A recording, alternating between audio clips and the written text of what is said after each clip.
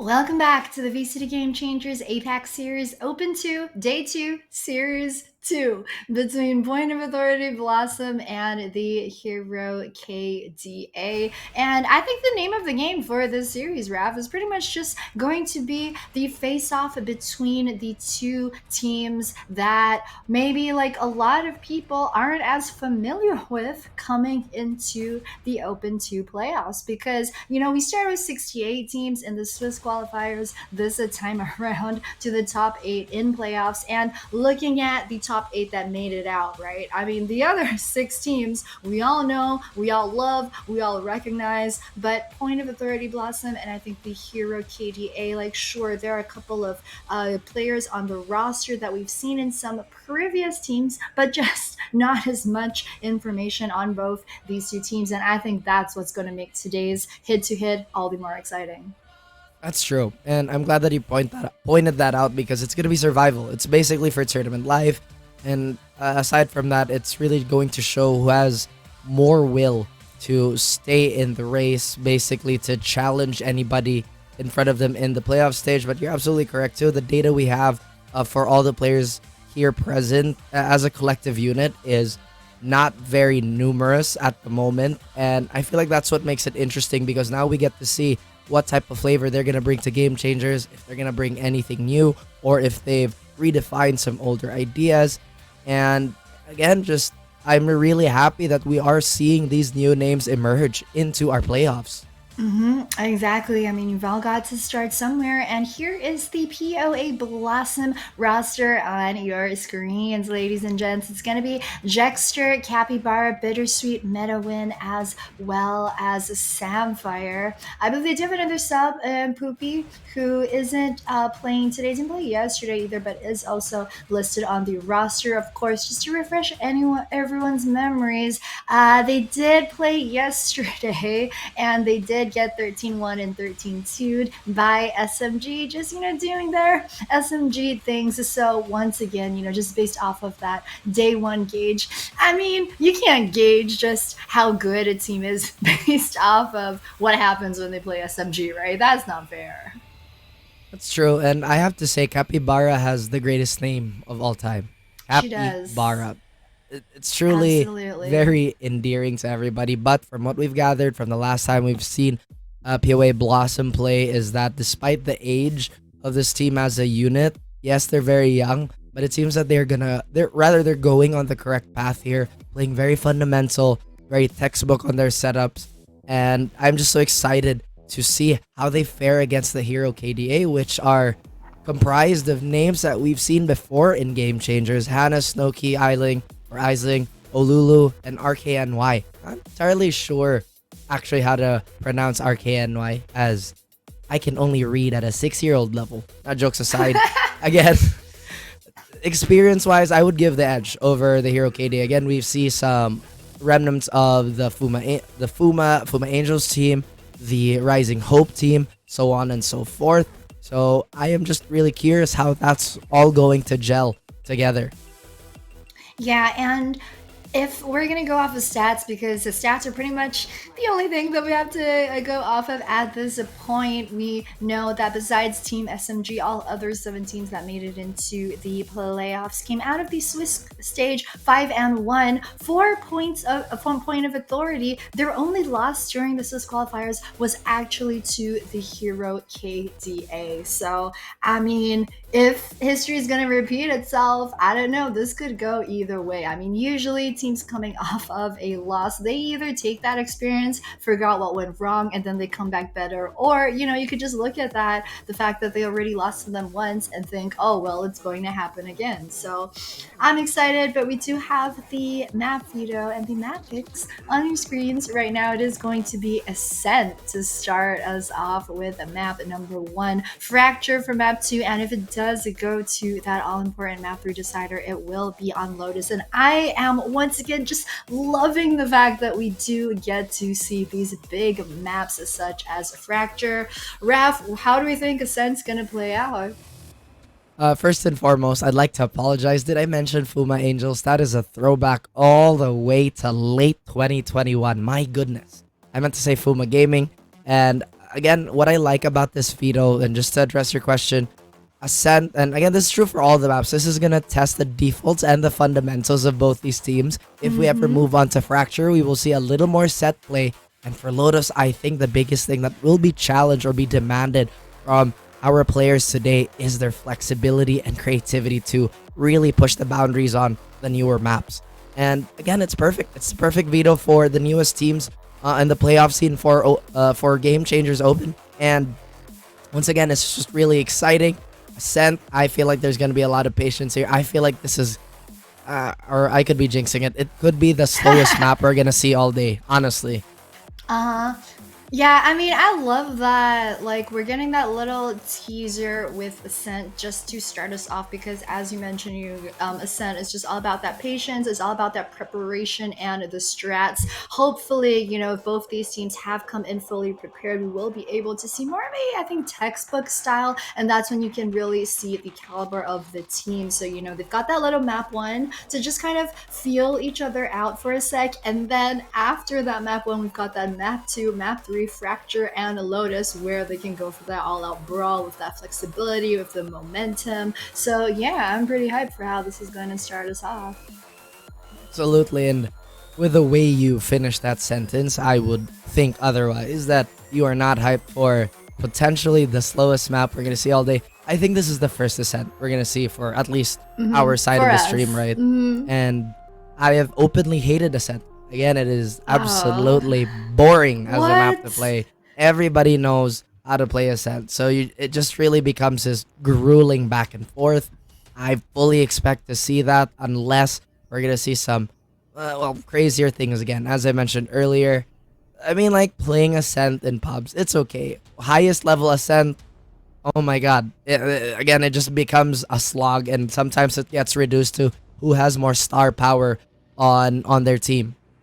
Yes, and like I just kind of look at it as like one of those war of attrition kind of maps. It's like patience is super important. Some teams, like they just can't resist pressing that W, and they just run out of patience at some point and they're like, I'm gonna go for that ego peak. I just don't want to hold this angle for forever because life is short. But we don't know yet how slow, how measured both these teams are gonna play. Like we're saying, we're expecting more of a textbook style, but hey, that might not be what happens later on. What do we think about the current meta in terms of agent composition for Ascent, Raf? If I remember correctly, the agent comp that we have seen on this map for like the last few months has been Killjoy, Omen, Sova. I think it was the KO, and I'm missing one more role here. I mentioned the KO, I mentioned the Sova, I mentioned the Killjoy. Oh, of course, the Jet. The Jet has, well, you know what Jet does? A lot of space taking, immediate space taking, the burst that you need. I feel like Raze is a viable choice here if you want to go for a little more vertical on your approach. But the thing about, again, Ascent, and we're gonna jump right into the agent select, is that it's just so hard to take fights at the choke. It's really a death trap. The Odin spam that's been notorious on the B side of things, as well as the one way that everybody employs on A main, just make it so incredibly difficult. And we already see shades of that roster that I mentioned on the side of THK. Meanwhile, point of authority, a little more creative, maybe. THK I think going very meta with the Sun with the KO as well as Jet. I was kind of wondering if we might potentially see both Jet and Raze. I think there was like one team in Pacific that did try it out on Ascent, but maybe a bit too ambitious for us for today. But point of authority Blossom though, going for the Fade as well as the Raze. What do we think? Well, if they're gonna combo the suppress into just again the additional brawling power that Fade does provide, this is gonna Mm-hmm. create so much space for Capybara to do Yep. Capybara things. And again, just the flexibility of really all of the agents they have, and the capability to kind of swap roles every now and then is gonna make this that much more interesting.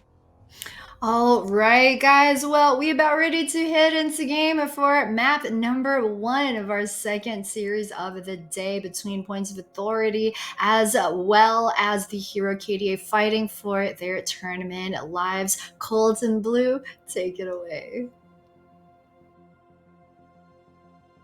They mentioned it, big stakes for this matchup. Loser is taken out of this bracket and they're sent home. I'm Black and Blue, with me is Cole Down. Thank you guys on the panel, but there's a lot to fight for on here, and I think this is a pretty equal matchup, all things considered. I think it's, well, yeah. Long story short, yes. I think these two teams are kind of equally matched. Out of all the teams that we have in the playoffs, arguably they are on the lower side of the power level, but these two teams are not unfamiliar with each other, right? So they both faced each other in the very first round of Open 2, right? They were each other's opening matches, and the Hero KDA actually won out that match 2-0. So they're going into this one definitely with high spirits. I think they're confident in their ability to win this match, but everything is thrown up in the air in that map vetoes because only Ascent is the repeated map in this series compared to their first meeting. So I'm curious to see how these two teams will take things out. A nice pop flash at the start of the round, but the rest of the Hero KDA are garnered towards that A main position. It's gonna be an A execute to say the least. With two players here already receiving this stall utility. Oh, it's suffocated this initial attack. Yeah, last time around, when they met each other in the Swiss stage, it was the Hero KDA who came out on top here on Ascent specifically, as you mentioned, and it's now THK who are looking to exact their revenge. Rather, point of authority. Let's see how they do. Paranoia prepped here for this opening push. There's lots of flashes they can use to kind of really shake on up the push on here. And with this KO prepped, Medawin has a lot to do, but the suppress counteractively, it connects and allows him now to shut that utility down, swing on here, and the Heroes, they got the side control. Yeah, it looked like it was a good ult coming in from Blossom, but pure brute force and the trades were successful, so the Hero KDA now gained the advantage in the post plan with a man advantage as well. There's one way from Iceling. There's a death trap for anyone who wants to walk through this position. We'll reveal their feet before the defenders can see anything. And without any smokes, this retake is going to be difficult, right? RKNY from A main can provide a great crossfire situation, especially with the turret on the cards as well. They try to flood in from that short position, but get taken down one by one. It's just left in a 1 versus 2 situation, and Capybara can't find anything more. It's a pistol round in the back pocket for the Hero KDA, despite being shot down first, stabilize, and they win out that round. Difficult spot. Capybara there, I think, went for the full util instead. Didn't really have much of a weapon aside from the classic, and nice suppress here to be thrown on in. Yeah. From the Hero side. That, because you can see there, they were already prepping the suppress of their own, coming in from points of authority, coming from Blossom, and they also had to flash the Paranoia, all that utility that would have otherwise made it such a bigger problem for the Hero KDA, but this is where the KO comes in really useful.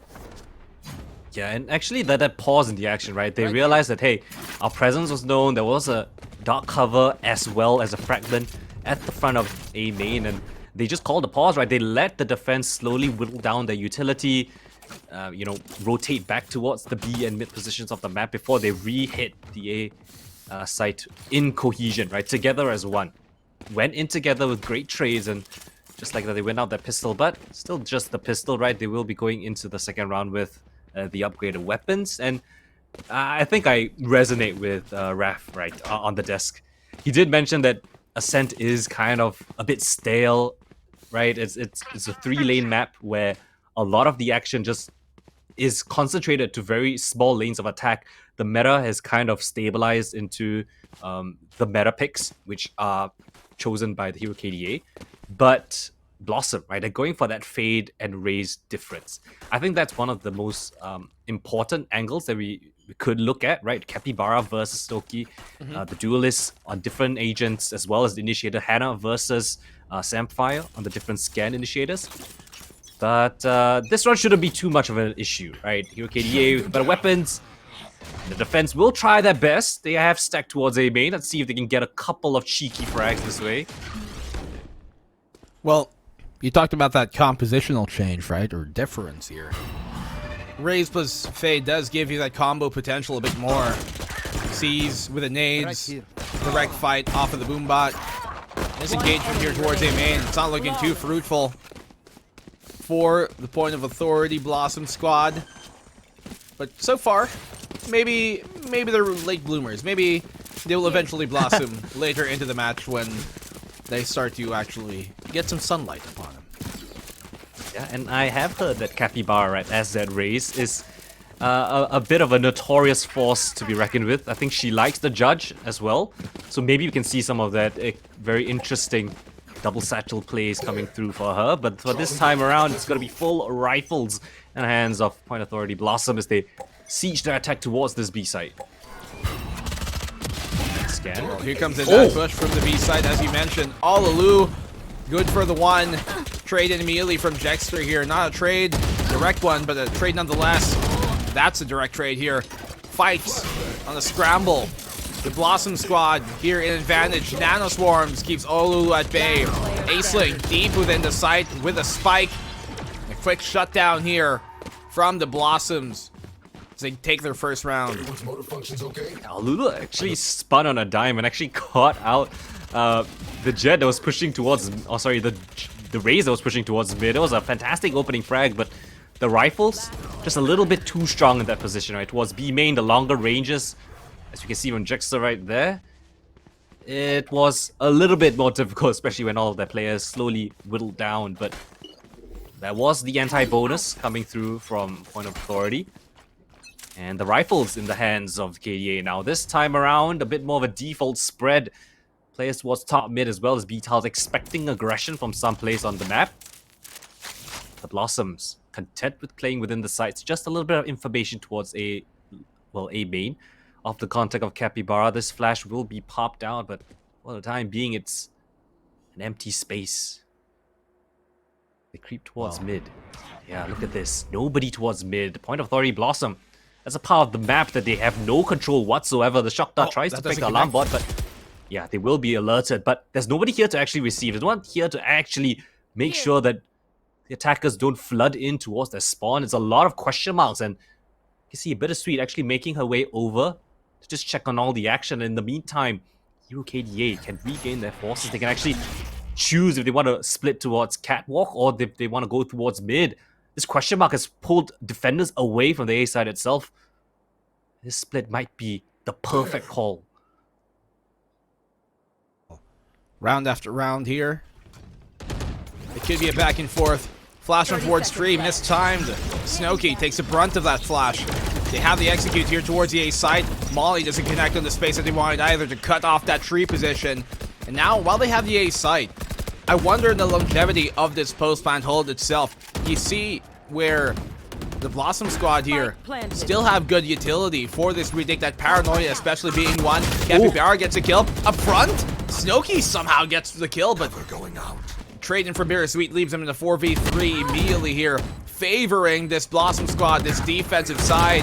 As Medwin gets one. Reckney, good on the double. A third for her! It's all on the Bittersweet, who's in 1v1 clutch. Low HP here now for Reckney, and this puts her in a very great spot to end off this clutch. The peak, quick and easy. And that is all the way so sweet. They tie up the game 2-0. I was unlucky. RKNY got so many frags from that luck position. If one of, or at least with one of the players of one of her teammates actually survived, it actually could have made it a bit doable, but the plan was not for her position, right? She had to peek out wide, and that actually costed them that round. It was a nice try. It was a great attack coming through, but that post plan, as you mentioned, it was a bit to be desired for. This time around, they will be coming in with lesser weapons, right? Put down an eco of their own. And Point of Authority Blossom now stringing 2 rounds in a row. Can they bring home a third? Again, standard setup coming in from them. Pressure towards A main, but they have a double setup towards Wine. So that's the part of the map that they want to take control of. And look at mid, right? Similar to the previous round, they aren't going to place any of their players here. They're content with playing within the side itself, giving up the entirety of mid to the attackers if they actually do take it. But unbeknownst to the Hero KDA, they will be just waltzing over towards B. And oh, Jexter going out of sight, actually cautious of mid now.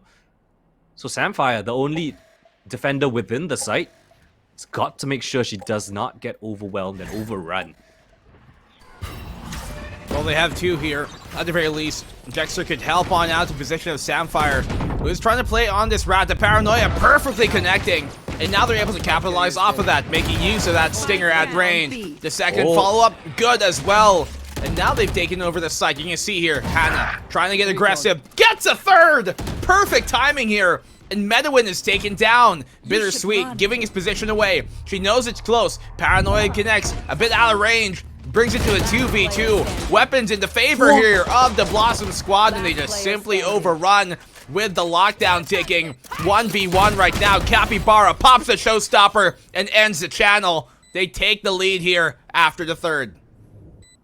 What a retake coming in. It looked like it was a done deal, but Capybara just flying across our screens.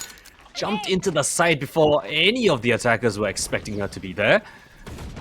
But this attack, it was a nice start coming in from Hero KDA. The Paranoia, fantastically done. These trade frags, crucial to get control of the site. And Hannah, extending a bit too far perhaps. This isolated frag onto Bittersweet was everything that they needed. And the showstop at the very end, picking up her ult right as she got that last kill, allowed her to gain an insane advantage against the player at the back of the site. 3-2 now, it's still a pretty decent eco. Hero KDA. They muster. Fisher Strikers push towards the B tiles, but the forces are towards the A side. There's no one within it. It's a great read coming in from KDA. Yeah, it was such a clean take here now from the heroes. And now Blossom, another retake situation. Yeah, they're pushing Heaven for aggressive control. And this is going to stop the lockdown from being able to be placed effectively here. If they can time this right, even more so. Snowkey good on the one. They now know of that aggressive push. They're going to have to win this fight to force him on back. Here comes the Hunter's Fury to stop that lockdown from being effective. 2 picks in the way of the Blossom squad. Lockdown destroyed. And now they have the advantage on the retake. Conduct actually doesn't spot anyone. No, it works! Oh! Last player standing. What? Hannah with a 4K in the end. Quick kills, Hannah? Quick flood, and just immediate round ended there by Hannah. The recon, calm, cool, and calculated, I guess. We thought it would have went awry, but it still works out in her favor. Gets a double scan. They line on up. And look at that. God. All headshots are sprayed down to save her team. 3 rounds now on the board, and that has put the Blossoms on an eco of their own. Every single player, they had an insane advantage. It was what? 4 versus 2 at the very end. But Hannah just stood tall. Bowed them all down. And now coming into this one, I mean, you have the weaker weapons, but they're still in a pretty standard setup. A gamble stack would have been nice, but they have to try to find some picks here and there. A bit of economic damage would be nice, but this is surely a round coming in for the Hero KDA up and above the jet from Snowkey. Fantastically done in the second as well. I thought she was the one deaf, though apparently Samfire couldn't hear the chaos that was ensuing. In this retake, Spike planted. a bit lacking to say the least. Yeah, just not communicated, given away. Difficult position now, especially for the Blossom retake. Snowkey Blades working its magic, and the rest of the hero squad do so as well. 4-3, and the heroes not only tie up the game, but they've taken the lead right now in return, so this is like, what, the second lead switch we've already had in this game. Oh, look at the calmness on the final shot right there. And the second one, Samfire, I'm not sure if, yeah, maybe just not hearing the updraft, not expecting, or maybe trusting that a teammate would get that kill, so she's focusing towards the B main position. But yeah, nonetheless, I think it's a good time coming in from Point of Authority right now, because the mid portion of the map, I think it's a very, very contentious position that a lot of attackers like to take control of. And if you don't have control of a mid, it allows the attackers to have a lot more options, right? They can go for a split towards A, they can go for a split towards B, and even just pull rotations back and forth pretty freely. So being together on the side itself, that is a decent play coming in if you expect them to execute onto the site. But the Hero KDA, right, they are reading into this. They are reading into the heavy stacks in the sites and the weak mid. So I would say that's a point of that is an area that Point Authority Blossom should be focusing a bit more of their attention into. But we'll see how they want to adapt to this. They have the null command as well, so a retake might be an option for them. And we'll see how the Hero KDA would like to counter this one. Well, they've got some utility to work with here, especially that null command on both sides from the shadows as well. Aggressive push by Capybara, trying to stack this upon their control, but the Hero KDA, they want none of it. They pull back. Yeah, the spike is there though. They leave it up for grabs. Are they going to wrap around? From the shadows. They can't just get control of the A side and then teleport to pick it up. But you're right. They leave it there to bait them in, to keep the defense there, but they have that from the shadows. But the null command, I think, denies them from utilizing it. There they go. All right. What a great call mid-round. Bittersweet managed to catch onto Alulu though, so that's a nice pick, and they have their own null command to go for this retake, as well as a flank on the cards. This round, not over just yet. Hero KDA, a lot to do. They have Heaven Control, which is a great piece of real estate that they would love to fight from. Point Authority, do they realize this? They have to check this. They find the kill on the Snowkey. Absolutely huge. Hannah trying to hold on, but the advantage so heavily in the favor here. The Point of Authority. Blossom, they're starting to shine. They're starting to bloom. And they tie up the game once more here. Nice attempt, I think, on the recovery from the aggression there of Point of Authority, but in the end, they still are able to win it out in the post-plant retake. And the trade frag's just slightly off the mark right there. This one from Capybara, though, was fantastic to open things up. Hannah only manages to get one, and Aisling, left alone, is the main anchor within the site. Her teammates fall around her, and so does the round. 4-4 now. Point Authority Blossom. They are slowly farming up their ultimates, right? Capybara is one of hers. Jexter is a couple off of hers as well. So that could be a big contentious point later on in the half, at least. And Economy. Hero KDA have to be a bit cautious. They lose this. It's an eco for them. In the meantime, the Blossoms are pushing up towards that A main position. But again, very empty towards mid. I think they've been consciously trying to give up that mid position. This is not the first time we've seen this here now from the Blossoms defense. They leave that alarm bot and then simply play off of giving CT up. We don't necessarily have somebody playing the top mid to try and swing off of it. The top pizza, rather. They now are alerted to it. Alarm bot is giving it away, and the defense still does not adjust. So if they wanted to here, the Hero KDA, they could wrap around this. They're going to the correct side as well. Only 2 players here to receive. It is still the Killjoy though, so the utilities might pay useful. Both players at the back of the B side. Very, very reserved. Can they find anything? The one good piece of utility, one good flash can break up this crossfire of theirs. Jexter open things up. Second as well. 30 seconds. Aisling brings onto one of the players at the back of the side. RKNY finally takes down a counterpart. Oh. Well, Hannah's trying to get aggressive here. Stays within the nano swarm of her own teammate just to kind of fake them out that she isn't actually here. Shotgun up close for Capybara on the judge. Could be a big problem. She gets one of the nade, but Hannah quick on the trade. Doesn't get the second, and Meta win will find them the win here, swinging on to Aisling. They've taken the lead once more back in return. It's been, what, this is like the 4th lead switch we've had, and it's only the first half. It is really going back and forth. I mean, the execute itself was pretty well done. Jexter did amazingly to find 2 frags right here. But Hero KDA actually kind of stabilized this position itself. They needed Aisling to get a frag in that situation, but just slightly off the mark. The trade flag's a little bit too disjointed. And nonetheless, still have a couple, well, they still have a bit more cash to spend for this round. But up against Jexter Capybara's ultimate itself, it's gonna be a tall task.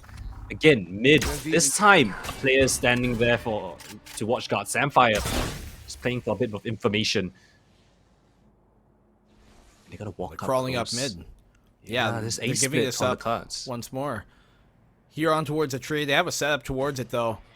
But nano swarms are placed towards the door, the switch, and A main instead of the actual choke here on tree. So the only utility they have to fight back with is a paranoia off a bittersweet, but she's the one in the first contact position, so it's gonna be difficult. Oh, Dexter still gets a kill. A second follow-up, and that just makes it a lot more difficult now. Luckily, Hannah's able to get a trade. She's in front of things. Oh, this Killjoy lockdown is fantastic. It buys them so much time. They don't have a Sova to break it. That is one difference in the initiators, right? The Fade cannot break this lockdown. They have to respect it fully. RKNY, deep. Watch tree, fighting out against Samfire. All the players in isolated duels. Hannah finds the first one. Flash completely. Capybara lost in the sauce.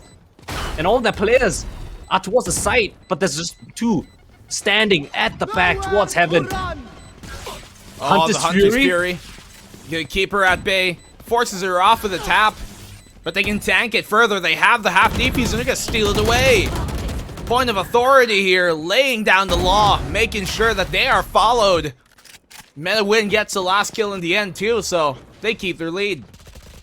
Oof. There's two frags though. Fantastically done. Jexter has done a fantastic job the last 2 rounds, getting double kills every single time, and unfortunately, that spike plant was not planted open. It was not planted for the players towards tree and heaven at all. So even if Hannah was able to knock them off the diffuse, there wasn't anyone actually there to follow up. And again, right, they get control of the site, but the post plants from the hero KDA, not the best. The crossfires are not really established. They did have so much control over heaven, just that they weren't able to trade off each other. So potentially just playing a little bit more default towards the side, maybe towards A main, right? That could be a change up in the post plant situation, because pushing aggressively has just not worked, right? Point of authority Blossom were able to counter that pretty convincingly. And Jexter, I mean, getting 2 frags instantly at the start of every execute, that is a difficult place for you to come back from, but still doable. 6-4. Hero KDA, if they can pull home at least 1 more round, I think that would be a pretty decent attack side, right?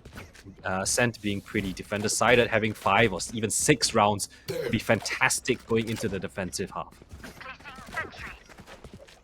Well, look at Hannah. She's got 16 to her name, and definitely feeling her game so far. I'm just delivering in many ways. That 4K a while ago comes to mind especially. But gun round here for the hero. All things considered, 4 rounds here to get a 5th. That's pretty good for this opening half on the Santa map that we have seen quite favor that defensive side a lot of times. Split push towards this A for the most part. They got the lurk off of Rekne, but I'm not too sure how aware they are for this. They do have a good setup for it though. Once contact is made here by Capybara, they got a flash to throw on out.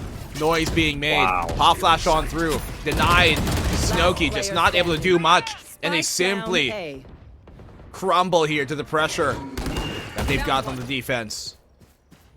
A fantastic hold coming in so far. KNY, the look.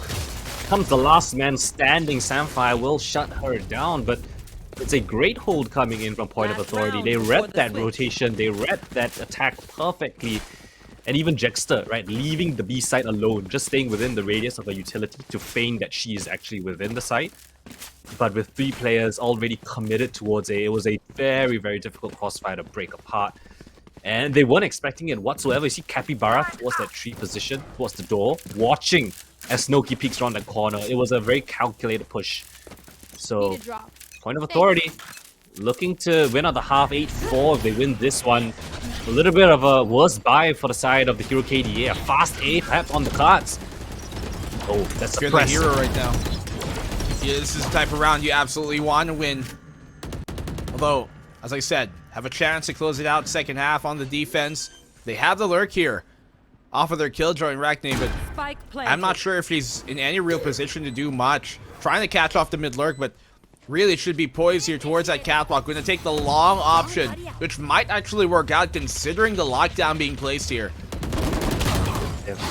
Nightfall as well. A double for them. They find 2 apiece. Snowkey as well. Nightfall up close. Samfire gets hers. Oh, it's not planted Double for her kill after again. double kill. Yeah, the plant's out for her. It's all the way out. They know she's here towards heaven, and there's nothing she can do about it. What a round from Point of Authority. I mean, Point of Authority's retakes have been pretty solid so far. They're very coordinated. They're always next to each other, ready for a trade. Capybara has been a fantastic duelist for them so far, getting a bunch of frags. And at the end of the day, it just closes up shop, right? RKNY, second time this half already, the last person standing, but Spike not planted for a position. As the Hero KDA, well, they try to muster up what they can, but we'll be heading on to the halftime break. We'll see what the panelists have in store for us, though. Thank you, gentlemen. 8-4 to Point of Authority, and the Hero KDA picking up a fair number of rounds with that 4. I mean, Ascent, they've mentioned, Defender sided. Colden said that, you know, PAB are playing that retake very well. Raph, what do you think? I feel like, again, Hannah has just been keeping the KDA afloat here. It's just crazy how we've seen so many clips just from her alone. But at the same time, I feel like there's just a little bit of lack of lurk threat coming from the offensive side here, but so far hasn't really hurt their game a little too much. But then again, we talked about this earlier, Ascent can be incredibly stale, and then it can be incredibly reactionary. It just feels like Point of Authority, true to their name, really exercising their authority right now. How do we feel about how things are going to shake up after the switch, especially with the Jet having to go on the defensive side later on? Oh man, I mean, once again, I feel like the Jet's gonna have a little bit more of presence when it comes to the operator. I think, correct me if I'm wrong, it was Point of Authority if they were the ones that were letting go of a lot of mid control, therefore still not prioritizing aggressive tree presence. But maybe with an operator in their hands, it could be a different story.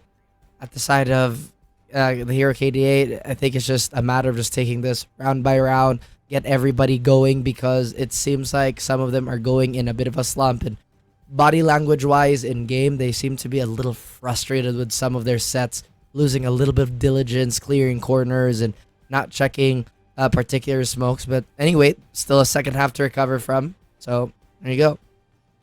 Yeah, well, I mean, we're gonna find out, right? If Hero KDA will be able to recreate that 13-10 on Ascent that they did manage versus PAB in the Swiss qualifiers. Guys, take it away.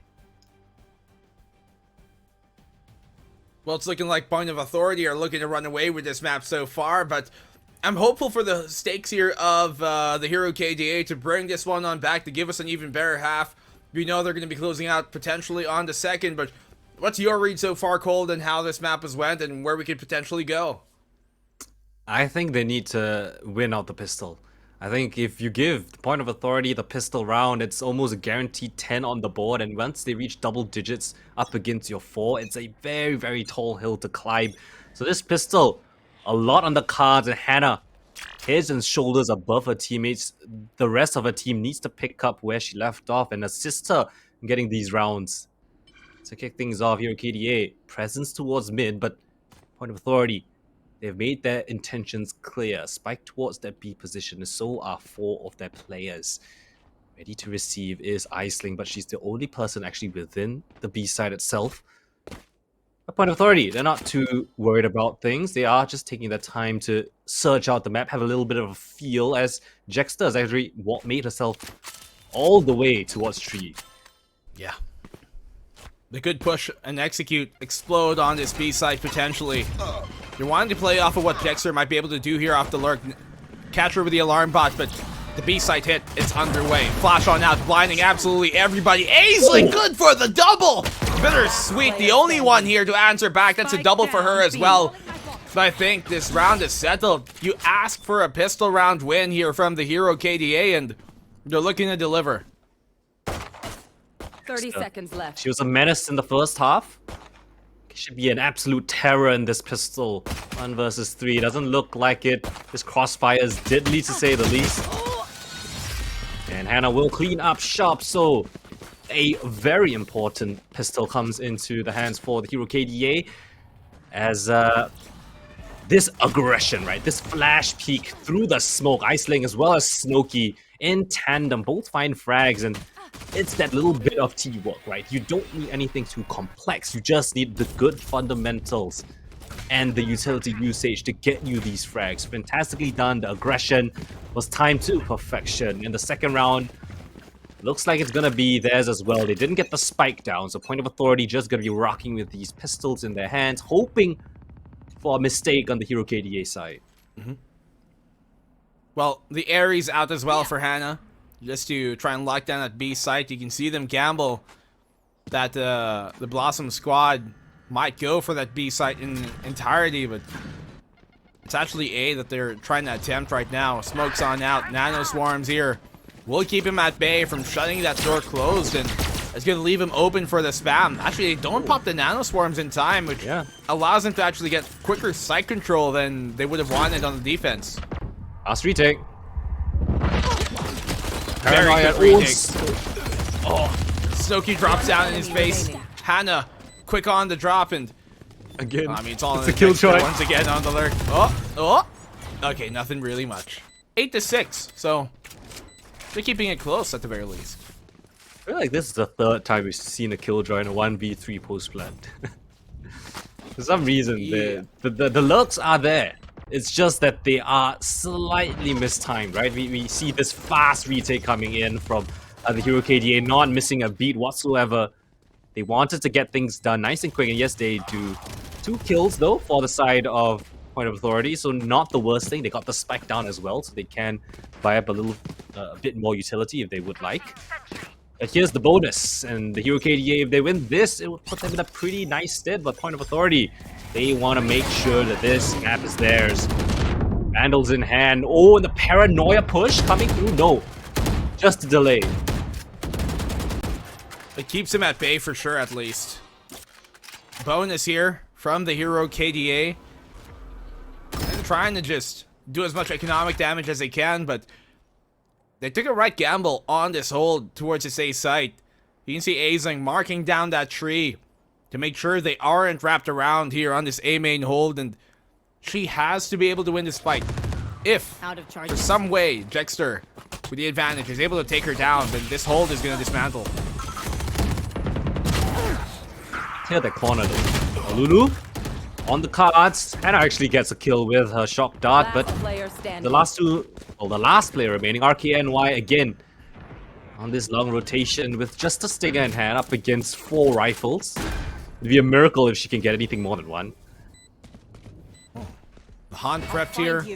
When this connects, if this connects, she's gonna get spammed to hell. Luckily, it doesn't for her sake. Damage. I don't. Does they go underneath? Not as much as a KO fragment does. Just a bit. You'll get hit if you jump, I believe, but it won't really do much. Nice attempt though. Tall.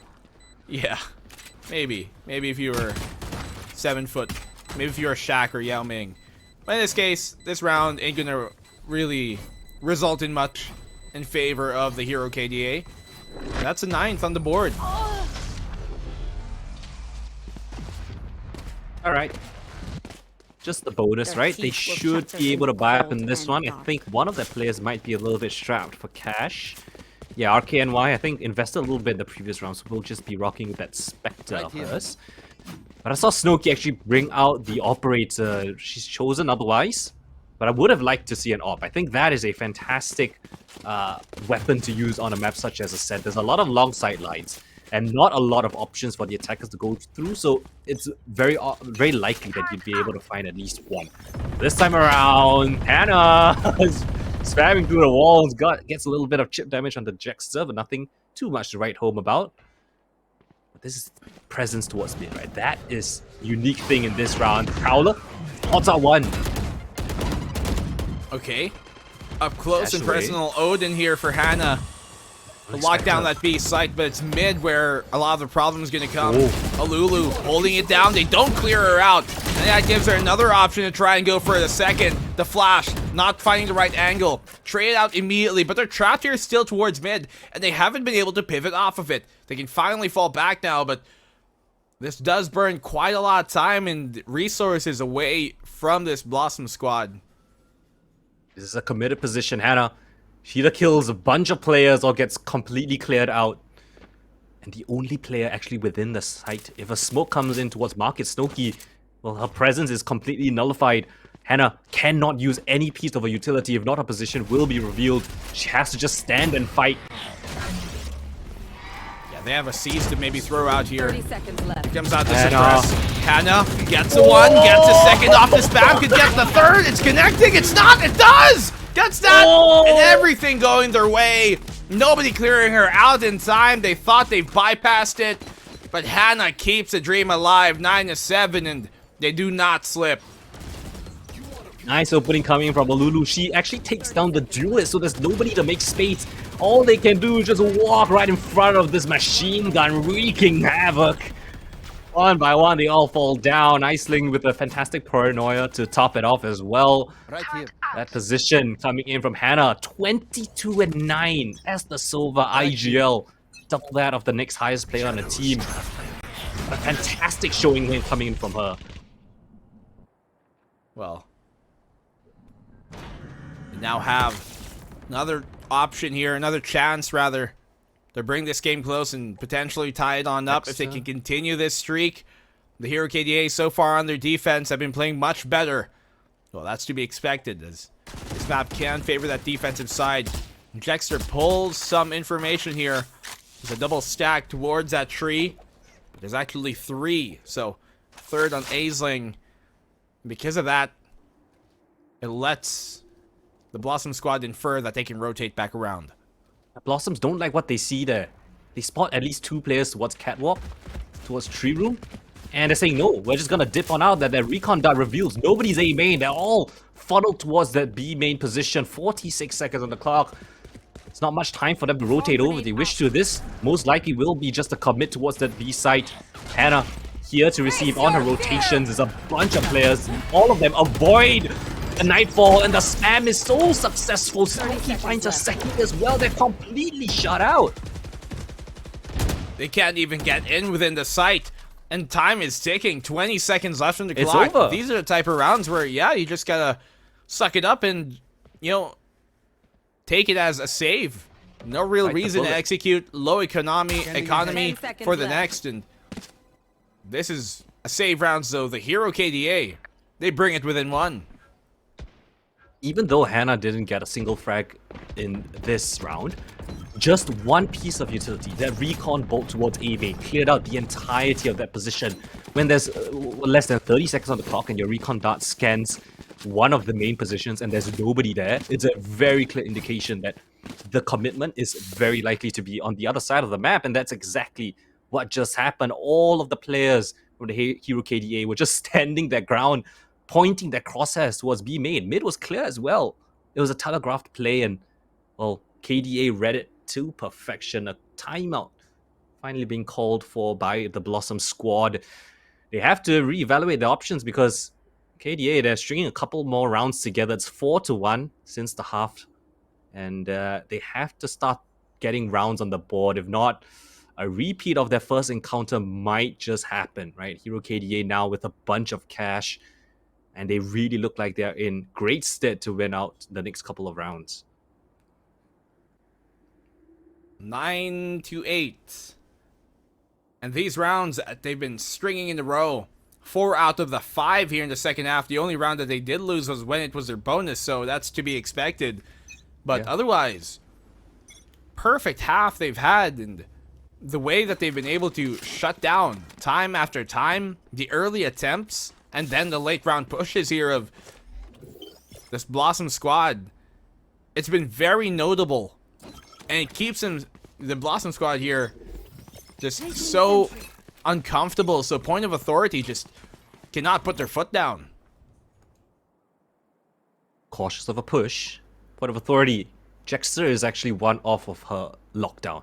So that might just be the call that was made during that timeout. I think they want to have a nice utility or a nice ultimate to use as they're executing. They've struggled to get onto the site. So that might be the protocol, but Hero KDA, they've read this. They plan to fight A main. A pop flash coming through. It's spotted. Paranoia being called for, but they're not actually going to push on this, right? They know that there's a bunch of players towards this position. The ultimate orb finally getting guarded for Jexter. She will just use it down. KDA, they don't want to fight this. They're just going to go and play for this full retake or Lulu in this corner towards heaven. Will they clear this out though? Yeah. Right now, timing would work out. Hannah gets the opener, and the rest of these defensive positions just not letting anything coming through. 9-9, the Hero KDA, they tie the game up, and now they force Point of Authority into an eco, or potentially maybe a half buy at the very best. At least they are in the max round loss bonus very soon, so they've got that economy to continue, but once again, early attempts stifled here by the defense, and then late round pushes stopped. I want to call attention to that smoke towards heaven. Right, we saw Hannah actually creep out behind the smoke. The smoke actually allowed Hannah to creep out into a position where you don't expect it to be. That smoke needs to be a bit more flush to the left-hand side towards the wall for it to actually be useful. They paid the ultimate price for it. Now on an eco round. What seems like, since forever, the Hero KDA might just get a lead in this half. Or in this map, should I say. Just Sheriffs on the board. And with the op on the server as well, Snowkey can just lock down one area of attack, and you know, there's not much utility that this low buy can afford to push her off this angle. They're holding it, sure. Operator in hand. Eco here for Point of Authority. This map is looking to go the distance the way these two teams have been playing, but it's on the Hero KDA side to take the advantage right now. They have it from the shadows to gather information, but I think they'd want to save that for a more, I guess, winnable round in this case. They find the fact that Brekny is there towards market, and it does pull the defensive rotation towards B, yeah. Here. If they move fast, they can actually get a hold of the A side without too much issues. Snowkey's here though, just in the nick of time. And the first kill. Garnered. Snowkey shots things down towards A main. The players are flooding in towards the side. Oh, what a hit coming in! A flick of a century. But still, great shot. Job's not done yet. Yeah. Capybara playing the rat position here. Good for the one. They almost lined up for the second. Has a showstopper. Lets it loose. Connects on the second. 3v2. Medowin has to win despite up close. She doesn't check the corner. Snowkey finds her from behind. Sampire good for the one, but that's all they say before she's done. And the retake here working out as they take the lead back. The Hero KDA, another lead swap in this map. Hero KDA, that amazing 2 kills coming in from Snowkey right here. Look at this. Nice adjustment. Doesn't get too flustered. Capybara almost destroyed the hopes and dreams with that showstopper, but quite a lot of ultimates used and the spike down, so not too shabby coming from Point of Authority. They forced the hand of Hero KDA to use the null command as well as the blade storm. So not too bad, I would say, but they've got to start putting rounds on the board. 9-10 now. The push towards that B main position. Just the Odin spam and then the double push from the KO as well as the Jet. That's great information. They now know that B lobby is completely clear. Well, that's information in and of itself. The lack of information is already gains you that you can infer. B is clear. It should be towards his A site. The cross here. The timing from Jexter. They're going to come up behind him. He doesn't have it. He doesn't have the right read. Free kill here on Snowkey. From Snowkey, rather. And now they know it's going to be an A site hit. Null command out. The Hunter's Fury on Hannah as well. Oh, but she's been suppressed. She can't use it. Might just opt to use it for this retake instead of denying the plant. Yeah, I think that's a better idea. They can use this to shake that defense loose. That is pretty well poised here towards this A site. And then they can use their man advantage to really cut them on down. Ragnar and Olulu winning the fight on out. Not even using the ultimate here. Capybara good for the one. The help from Samfire came in time, but it still wasn't enough. As the Hero KDA, they've definitely taken the lead right now. 11-9. A team ace to top it off. Every single player on the hero KDA getting a frag each. This kill very, very early on. Jexter was not expecting a push out of B main at such an early point in the game. It was a nice attempt for the trade frags, but Hannah and Iceling both come out on top, trading their teammates together. And 11 rounds now on the board. Hannah 25-9. Still yet to die since the last time we mentioned the name. Going absolutely huge for a team right now. Point of authority, this is their last chance to do something. They lose this one, the economy won't be enough to afford a full buy in the next round. So it's everything on the cards. Samfire one off our ultimate. So maybe they can use that as a point of, well, attack for them. Turret being broken, Jexter aware of this. But the attack is coming towards the A side, a split.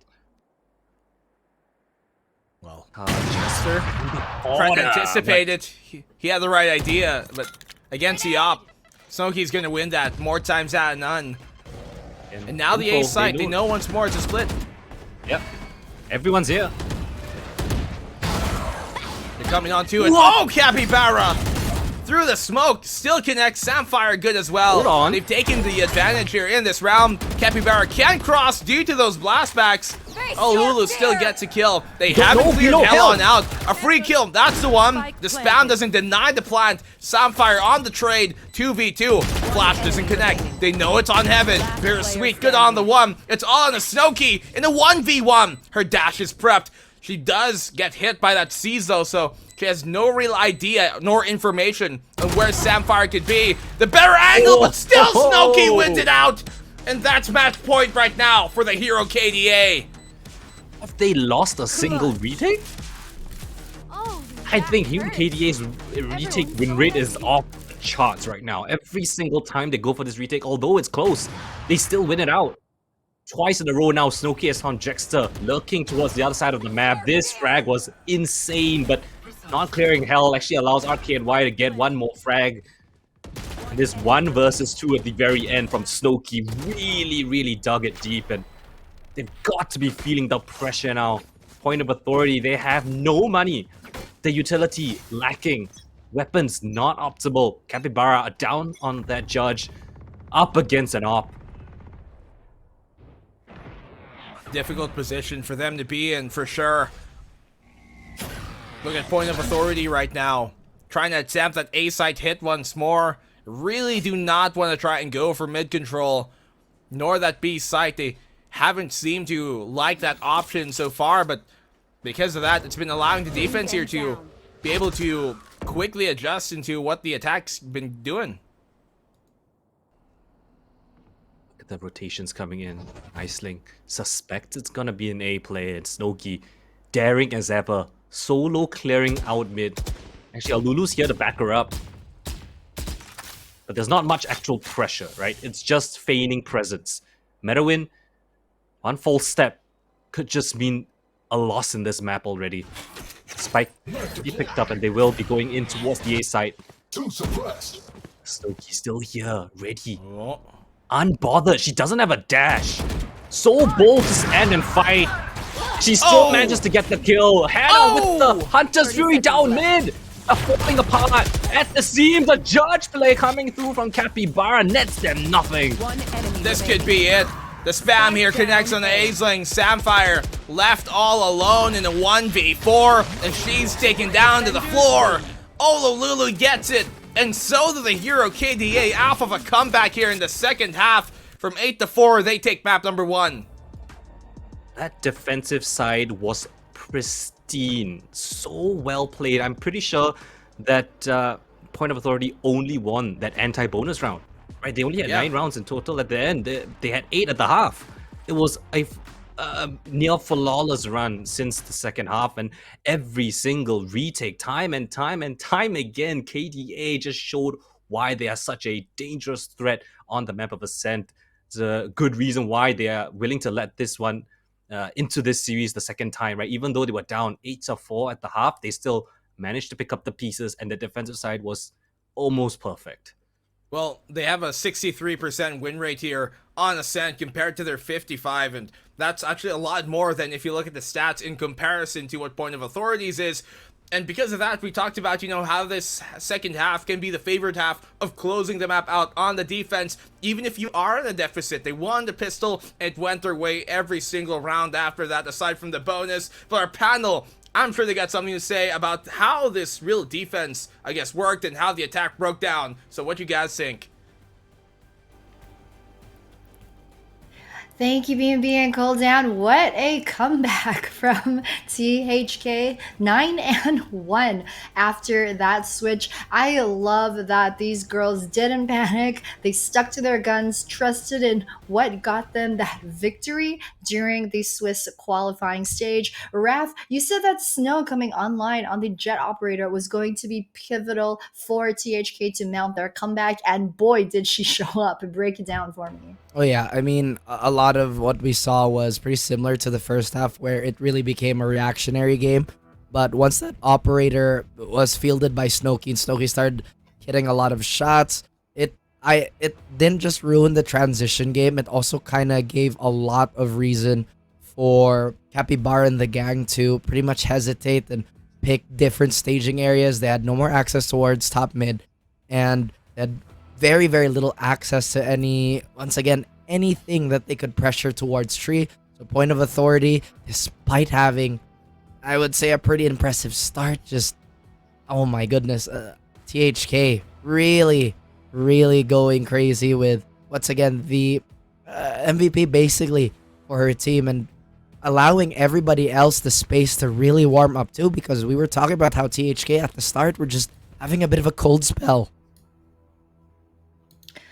Yeah, and Hannah just coming up clutch for the team as well. Coldan was talking about it during the game also, but just how the Sova was pretty dang important for THK and just provided just so much on their side that PAP was unable to keep up with, unfortunately. But man, they only dropped one round after that switch. It's just absolutely insane. I mean, 8-4 on Ascent, it's pretty fair. It's still pretty even for both sides. I don't know if all of us on the panel fully believe that THK could mount the comeback, but I'm sorry for not believing you guys, because, I mean, the girls, they definitely believed in themselves. I also thought that having the KO on the board and having that much more extra information with Hannah being on the Sova provided just so much safety on the side of THK's approach. I mean, once again, just the certainty of having that little bit, again, of info, plus Hannah's ability to just play off all of her teammates. And again, just this highlight is just absolutely bonkers, just showing why she's really top in the leaderboards right now. Yeah, I love how their team tag, it's like the capitals THG. So when you see Hannah with the highlights, as you can see right now, it just shows up as the Hannah, because of course Homegrown deserves it. I also feel like on the side of point of authority Blossoms, their flashes just did not have the same effectivity in comparison to how THK utilized theirs. Again, it was just that much more difficult to create space, or rather to close the gap between Snowkey and her ability to just demolish everybody with the operator. Granted, she was shuffling it around. Her presence was felt towards A main, towards B main, and obviously towards the middle. But again, Lady of the Hour, Hannah, an absolute terror on the server. Yes, absolutely nuts. I love it when we do see the MVPs going over to not just the duelists of the team, and that's kind of the thing, right? In Game Changers, I feel like most of the times when you get the MVP, like when we see that, it's very rarely the duelists, but then it's always like their other teammates that they let shine. So it's just always a little tidbit, a little nice thing to note over in Game Changers that we might not necessarily see in some of the other leagues. I love that, Sovas are getting the MVP. They deserve rights, Oh yeah, man. I mean, again, in so many instances we've seen Sovas really frag out, not just in Game Changers, but also in, again, all the other legs of our official circuit. And the crazy thing about that is how they utilize the space that's created for them by the duelist, by the second entry, which is usually the flex, and they're there to clean up, and just having that third option on the team just provides so much comfort that you know you can close out rounds, even if you lost your biggest guns. And sometimes the Sovas are the biggest guns. Yeah, I mean, looking forward into that map number 2, I think it is going to be Fracture. We talked a bit before this series started about how Ascent was going to be that little teaser for these teams to feel out each other before they get onto a bigger map, such as a Fracture. Looking forward really briefly, how do we think that these teams will fare up? I mean, so far we've seen Point of Authority be a little more efficient on that defending side. So if they can once again just kind of strap in and hold on for their lives, they could probably have a good chance of snowballing it on the side switch, because we know that they have the ability to do so. We've seen flashes of that. We've seen how careful they can be with their approach, and they really have this pretty much textbook approach. They really go from steps 1 through 5 very, very quickly. THK, they've really surprised me in how dominant they are when it comes to just immobilizing the opposition. All right, well, it's going to be crunch time for these teams. I mean, the Hero KDA. We're going to go for a bit of a short break before we find out if THK will be able to carry on with their lower bracket run. And yeah, don't go anywhere. We'll see you in just a bit.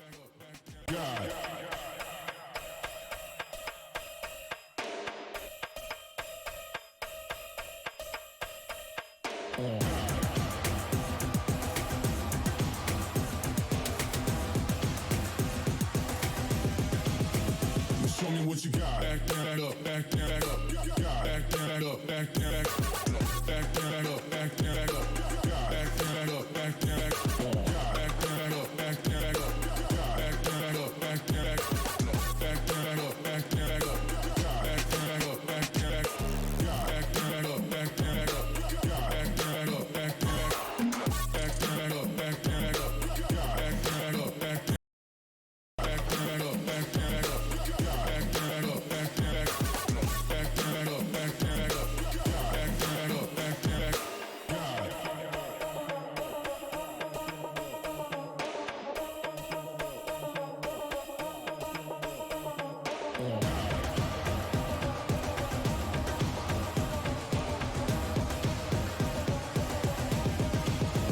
Show me what you got.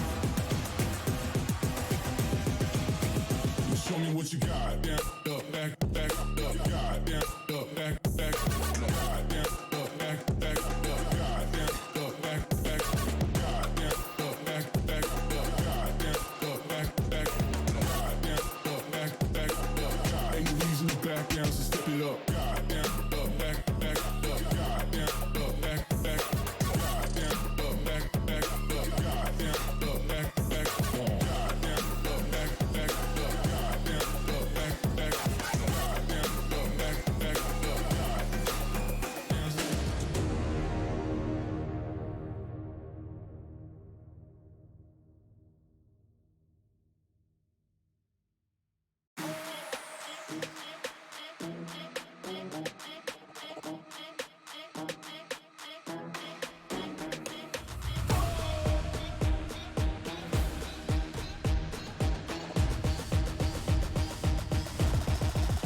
Got the money in the bank. Hit you with the bank. Hit you with the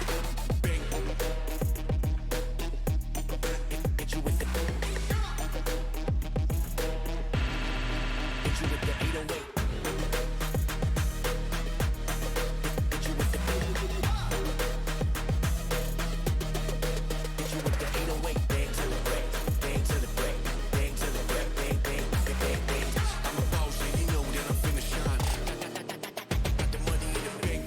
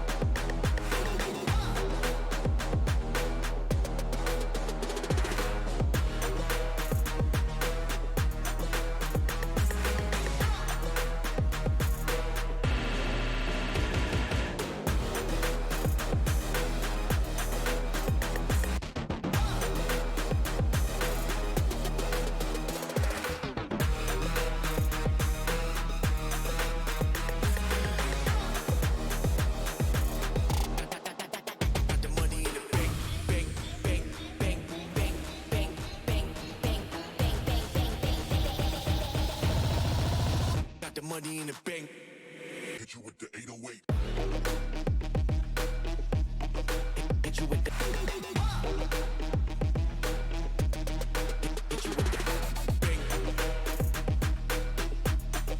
Hit you with the. Hit you with the 808. Hit you with the. Hit you with the 808.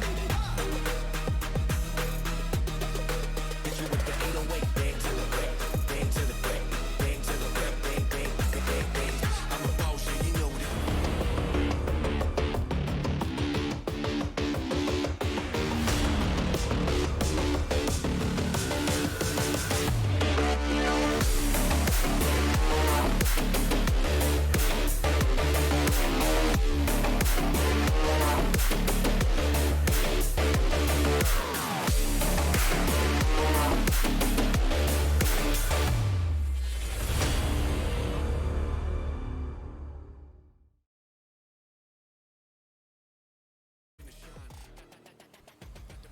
Welcome back, ladies and gentlemen, to map number 2, where we find out if the Hero KDA have what it takes to continue on in their lower bracket run, or if Point of Authority can claw this one back because, of course, it's elimination on the line. This is their last chance to keep their tournament dreams afloat. Raf, going into this map number 2, I know we talked a bit about it at the end of that map number 1, but have we have any thoughts on how this is going to go? Are we predicting that 2-0 or maybe that 2-1? I mean, we know that it was 2-0 in the Swiss qualifiers, but based off what we saw in map 1, is it going to go any different, or are we going to see more of the same?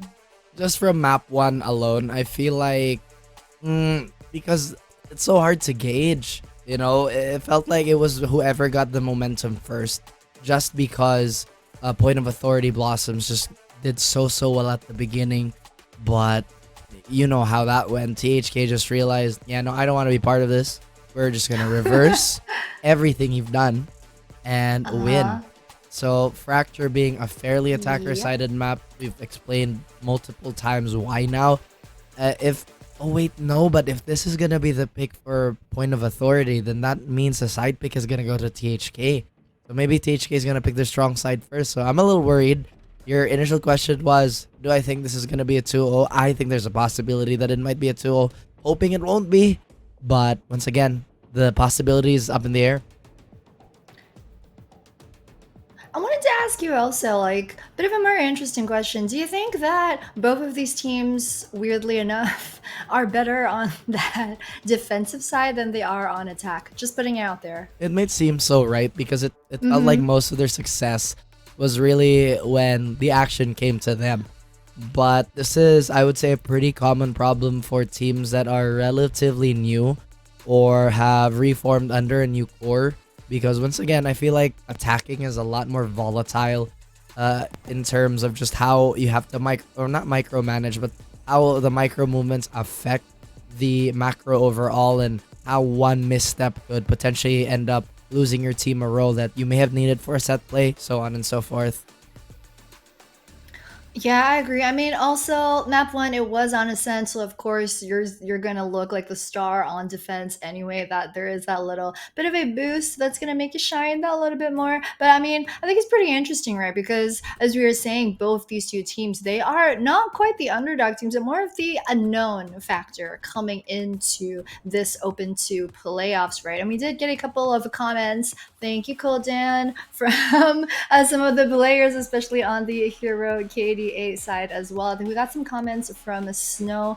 She was mentioning that what makes this current iteration of the Hero KDA roster unique is that pretty much everyone on the squad are alpha players, usually, right? On a squad, even on a squad such as SMG, right? You've got maybe 2 or 3 tops where they all want to be that alpha. But this team for the Hero KDA, they've said that they can all IGL, they all are always trying to cook up them strats, but the team is is just 100% pure alpha. And I don't know, man. Like they were saying also, they only finalized this roster 1 month ago. I think like 2 months back, they were still having trials with a bunch of other people. But this final roster only came to be in the last month. So, I mean, just the fact that they're here playing at this level is already pretty dang bonkers, if you ask me. That is true. I do feel like with a council type of approach towards calling, and this is coming from personal experience too,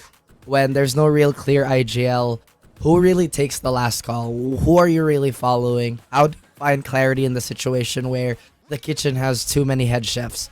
You know what I mean? But again, this is just coming from a place of concern. I do see their success, but maybe that's also why we're seeing a bit of hesitation on their attacking side too. But again, we have to reassure everybody this team has only been formed in the last, 1-2 months, as you mentioned. So it is pretty new. It is really good that everybody chips in when it comes to, again, how to approach the game and how to deal with some certain situations and some problems. Ultimately, once they find who really is their last say in the attack, I feel like they're only going to get that much more stronger. What do you think we're going to see in terms of agents like on Fracture? More flexibility or more meta? What do we think works for both these squads? I mean, both don't have to be mutually exclusive per se. As long as we don't get another Sage pick, I'd be fine. Although Sage is fine on this map, just not optimal. I'm gonna stand by that. Although I think this is a very, very bold choice on the side of Point of Authority to go with a solo Omen. Okay, there you go. That makes a lot more sense. Bittersweet. Yes, meta win. Reyna, I appreciate Reyna. that. Yes. Good pick. I have now lost all train of thought as Reyna, go kill. Bit of a biased panelist, I think, coming out here on this desk. I mean, yeah, we get it, Raph. No Sage, and yes, Reyna seems to be what Raph likes to see coming out from the teams here at Game Changers. But looking at that, we've got a bit more flexibility this time around. What do we think? As long as Snooki will be handled properly by Point of Authority, then I think they should be fine. But if Snooki heats up again, oh my goodness, THK, they're gonna look so dangerous. All right, well, Point of Authority, they better watch out for that danger. Of course, once again, here to bring you guys all the action for map number 2. It's going to be BNB and Kuldan. Guys, take it away. Well, I cannot wait for this next matchup to come on up. You know, what's interesting, Kuldan, is that looking at this, it isn't like an off kind of meta pick in terms of this team specifically, because if you look at the history here for Point of Authority, this is what they run. They typically do run the Reyna here on Fracture, and for them to pull it out once more, I think it just shows utter confidence on their side. Yeah, I mean, when you pick that Reyna, it is that high variance that you are kind of leading in towards, right? Reyna, if she doesn't get the frags, if she isn't able to trade out the teammates, her impact is kind of shrunk, right? She only really has a Lear that can really assist her teammates. And on a map such as Fracture, there are a lot of corners that you can hide behind to avoid that Reyna Lear. So it's kind of like a comfort pick. I'm sure that they've scrimmed this composition multiple times before, and they're confident that a double duelist composition on a map such as Fracture is not uncommon these days. You need to be aggressive on your defensive side as well. So let's see how this double duelist composition will pan out. They aggressively push, and KDA manages to trade the frags out, but the flashes come through, the dismiss as well. It's all crunching towards the top side of the map, and RKNY on a sliver of HP, but they still continue to push on forwards. The 2 versus 2, and both of the players are noted towards the flank as Point of Authority accelerate into the B side. They will be afforded a free plant and a lot of time to reposition for this post plant. Look, they're taking the ropes here, and you can see they're trying to be aware of that arcade push that was coming on in a while ago. Their second option to assume would be CT, and I'm not too sure if they're even aware of this B main. Look at Samfire. Good head on her shoulders, checking on out that they could be coming from that angle. This Reyna, there still is a Lear. That's going to come in big. Presence detected. Lear on out just to buy some time, buy some space. Samfire's got the stun prepared. And I think she's going to be right on the bunny on this. Here comes on out the stun and the quick kills. Meta win takes the opening round with them, and so does the rest here of Point of Authority. Wow, what a crunch attempt coming in from the Hero KDA. Unfortunately, they did lose out those gunfights. The trades were fantastically done. Meta win, that was a very crucial dismiss that she used very early on, and that allowed her to reposition without getting any trades whatsoever. Her teammates backed her up, and that's exactly how you want to use a Reyna, right? Let her get the first pick, dismiss out of there to prevent the trade frag from coming in. And the Hero KDA, yeah, it was a nice attempt coming from them, but RKNY was already tagged down extremely low. Difficult round nonetheless. This time around, the guns bought up for the side of Point Authority. They are just accelerating towards the A side, which is, the side which only has one player, RKNY. Single defender towards the C2 spawn position. They will get control of the site with not too much issues. Okay. Direct push in, but nobody has stopped them so far. Spike planted. Majority of the push, the brunt of it, coming from this drop position. Snooki, dash prepped. They're gonna try an entry on in here and hit hard, but will those weapons be enough? With Hannah making contact, that actually pulls some of this postman hold to look towards her. The judge are from Capybara, way too difficult to dismantle, but okay, 2 kills going their way. They have the site control, but since the spike is playing for long, it's gonna be difficult to try and defuse. Damage being done, Molly in to deny the defuse stick, and it's still gonna be difficult. They're gonna have to try and push forward, fight this. Bittersweet, absolutely wrecking them apart, and the Mollies as well, so Point of Authority, while their sidelines were cut off, they didn't need him to win the round. Yeah, thank God the last 2 players standing were the agents that had post-plant utility. This was a nice attempt coming in from the Hero KDA, right? That smoke towards A main just caused so much issues for the trade frags to come in. But fortunately, with that Molly coming through, the Incendiary as well as the Nano Swarms, it bought them enough time and shut the Hero KDA on that push. But still, nonetheless, 3 kills and a bit of damage on the last 2 remaining. It's not bad going into the anti-bonus with rifles on the board up against the Bulldog and a Spectre. It's the best weapons on Point of Authority. Hero KDA should be taking this round in their back pockets. It's gonna be a B split on the looks of things, and the rotation's already moving in pretty fast for the side of Hero KDA. This read is really on point so far. I'm not sure what was the tell, but then the right side and an aggressive peek coming through. They want to capitalize on their rifles. A stun misses, but Hannah gets the trade frag and Capybara there to even things out. It's a 2 for 2, so not too shabby for the side of Point of Authority, but still a commitment not done just yet. The spike's still in the underpass. Good damage done here. Bulldogs, Spectres, Sheriff in hand. Flashes out and out. And effort confirms even more presence here than might have initially assumed. I'm not too sure if the idea here for them to just simply cut noise and try and engage these long-range angles is the most efficient one, but with 35 seconds left on the clock, they don't have much options. They still have time to run towards A, but they're gonna have to make a mad dash for it. 30 seconds left. Oh, fake. Oh, the Fake footsteps.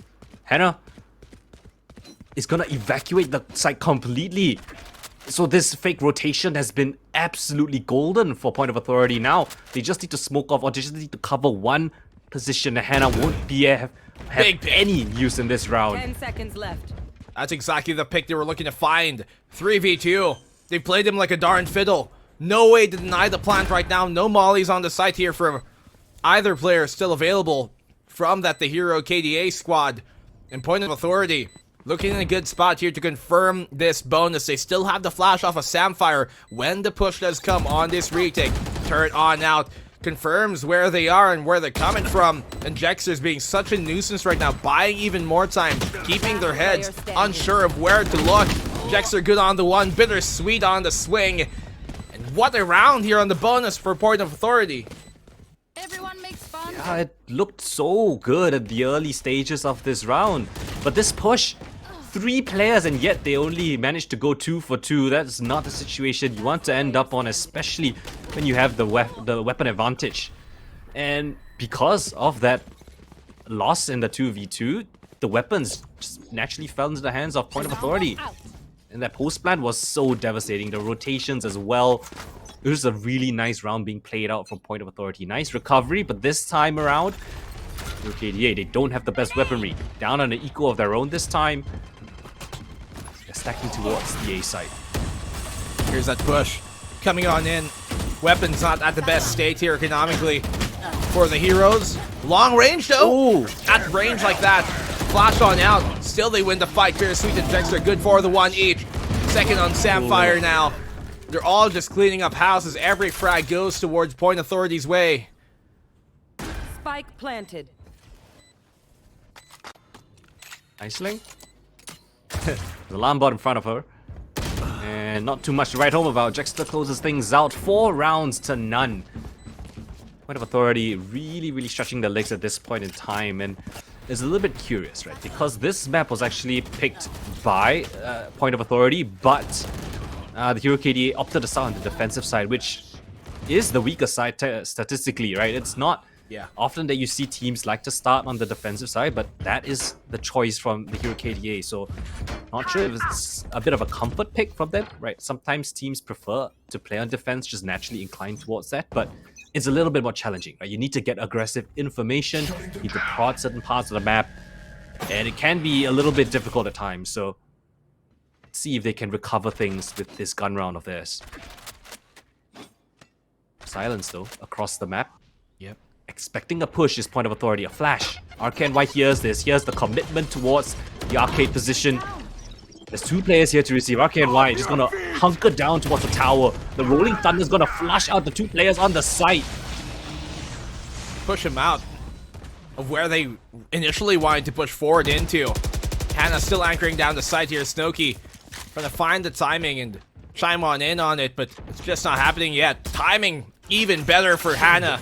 Gets a second on the Dexter, who wasn't looking the right way towards tower. And now this isn't a fake, this is an actual real rotate. Meta win. She's coming from that A main position, and she's gonna have to pull aggro away, but Aisling's got them locked down. Difficult exit here for POA. Went through Sands. She spots it. Enemy Snooki. Here's the zip line being used up, and the last player standing in that little corner. Samfire finds the frag, but in a 1 versus 2 pre-planned, stuck towards drop. This is surely an easy 2v1. Yeah, they know where she is. No way Samfire wins this. Maybe if the peak came earlier, but finally, the Hero KDA gaining their first round, and you're wondering why they might have started here on the defense. Well, I think it's because they want to close out in the second half on the favorite side there in attack. It was a nice attempt coming in from Point of Authority to use the Rolling Thunder in towards tower and actually caught both players, Hannah as well as RKNY. But RKNY finds the entry pick, right? Shuts down Capybara at the start of things, and it actually caused a bit of an issue. They didn't have any space whatsoever. A lot of smokes were there to deny. This time, aggression out forward. The knives coming in from Snowkey. Knocks down Capybara, but Bittersweet there for that trade. So now a weird round ensuing. Bittersweet stuck in this little corner. They're trying to flush her out. Oh, stuck in there. Nothing to do. Blind and busted. Spike lost in the mix as well. But in the meantime, MetaWin has stuck herself all the way up to tower. I think they're aware of this. Oh, yeah. Now they are. Not. Now they are. Should be at this point. Spike can be retrieved here. They're just wary of any other B main presence there towards Samfire. But MetaWin, she's taking the site control. It's going to be difficult for them to cross. Without a smoke, they have a Leer to try and buy some space. Maybe a flash here. To try and get the Samfire across, but it's going to be a difficult entry for sure. Yeah, and they have the Rolling Thunder as well as the lockdown. But does it even matter? Hannah, blind pre-fire, they're even gonna secure this round. They know where she is, stunned up twice in a row. Hannah will shut things out. The IGL popping off. You mentioned, right, Ref on the desk, on the panel. Right, there might be too many chefs in the kitchen at some point in time. And as the IGL, right, they swapped it over for this match itself. If she can pop up like this as an IGL, then well, put her on IGL every single map. Well, Point of Authority able to pop off early, but that's a thing. That's a risky run with Arena. You don't have as much utility in terms of space making, aside from that Leer, compared to many other duelists. And if they don't have a pop-off performance, it can be very difficult to get value out of that pick. But oh, that knife scan 5. Yeah, it's got everybody. Perfect lineup towards A main. There. You see the instinctive rotations. Hannah's already making moves, right? Clearing out the entirety of Arcade. She's checking underpass, and she can't catch any rotates towards B main. In the There. meantime, they've cleared out drop as well. This is proactive plays coming in from the Hero KDA. They know that there's a lot of pressure towards A main, so they don't care, right? Hey, you guys can have A main. We're gonna take away the entirety of the rest of the map. Look at that. Top side, Olulu has cleared out the north side of the map. Pushing even further forward. Showstopper on out, clears the rest of the site. Able to dodge it for the meantime. Drop is still theirs. Plant attempt should go unwavered, but the lockdown, I think, on either side. That's going to be the curious point. They have the orbital as well here on the attack. Prepare for hellfire. Smoke's down. I don't think that's too bad, right? That's one piece of utility away from the post plant, but now they have to do the heavy work themselves. Pushing into A main, that's risky. Arcade Y, around the corner. Oh, but the flank comes in. Hannah, fantastically done. And they're being pincered. Everybody's stuck towards A main now. Medowin still alive. If she can get another kill here, that's going to be huge. She can still chime in on despite as she is Arena. But suppressed, now cannot dismiss. Good for the one. The second goes on bittersweet. And Hannah left in the 1v1. Medowin, 1 HP. She has no idea, but also no time. Gets the kill, but it's done. Point of authority. They take their 5th. That was a nice idea, but it kind of fell apart when they didn't execute in together. I think it was a defender smoke towards A main that actually, intentional or not, I don't think it is. This isolated the duels towards the site itself. So the POA players that were actually isolated towards the site, they only needed to worry about the CT players. That smoke actually kind of helped them. So, not perfect in the execute, and that kind of costed them that round, I would say. That one little smoke might have just tipped the scales into the favor of point of authority. This time around, Judge in the hands of Capybara. We've seen her make devastating plays with it before, and now towards drop. A nice entry, double satchel might be on the cards with this one. And proactive, the Hero KDA pushing out towards A main. The smoke fade might be the end of Jackster. Spam on through. Snowkey wins that opening duel as they needed to here early with an aggressive defense push. Another follow-up kill from Snowkey. She's letting it pour as of the moment. They are at least able to send Capybara within the site. If she can time this right, maybe get a kill on the Snowkey. But still Snowkey wins that out in the end, even with a Judge in Capybara's hands. And this is looking like to be the Hero KDA round all the way. I love that adaptation. Taking away A main control once they notified a bunch of players towards drop. They knocked off Jackster, the lone player watching that position, and now they have full control over the site. 30 seconds They are just going to be playing for that retake on towards B, and in the meantime, Iceling has already cleared out like 90% of the map by herself. This is just a stalemate, and 20 seconds on the clock. They are most likely just going to go for that save because, well, if you look at the creds, they don't have a lot for the next round. So these 2 rifles might be the difference 10 maker seconds left. into the next round. Yeah, they don't have many options here. The save it shall be. That's all she wrote. Clean, flawless round coming from the Hero KDA. And off of the back is Snowkey as well, from early on till the end. Yeah, all 3 kills in a pocket. She did a fantastic job together with, if I'm not mistaken, it was Iceling, pushing out towards A main.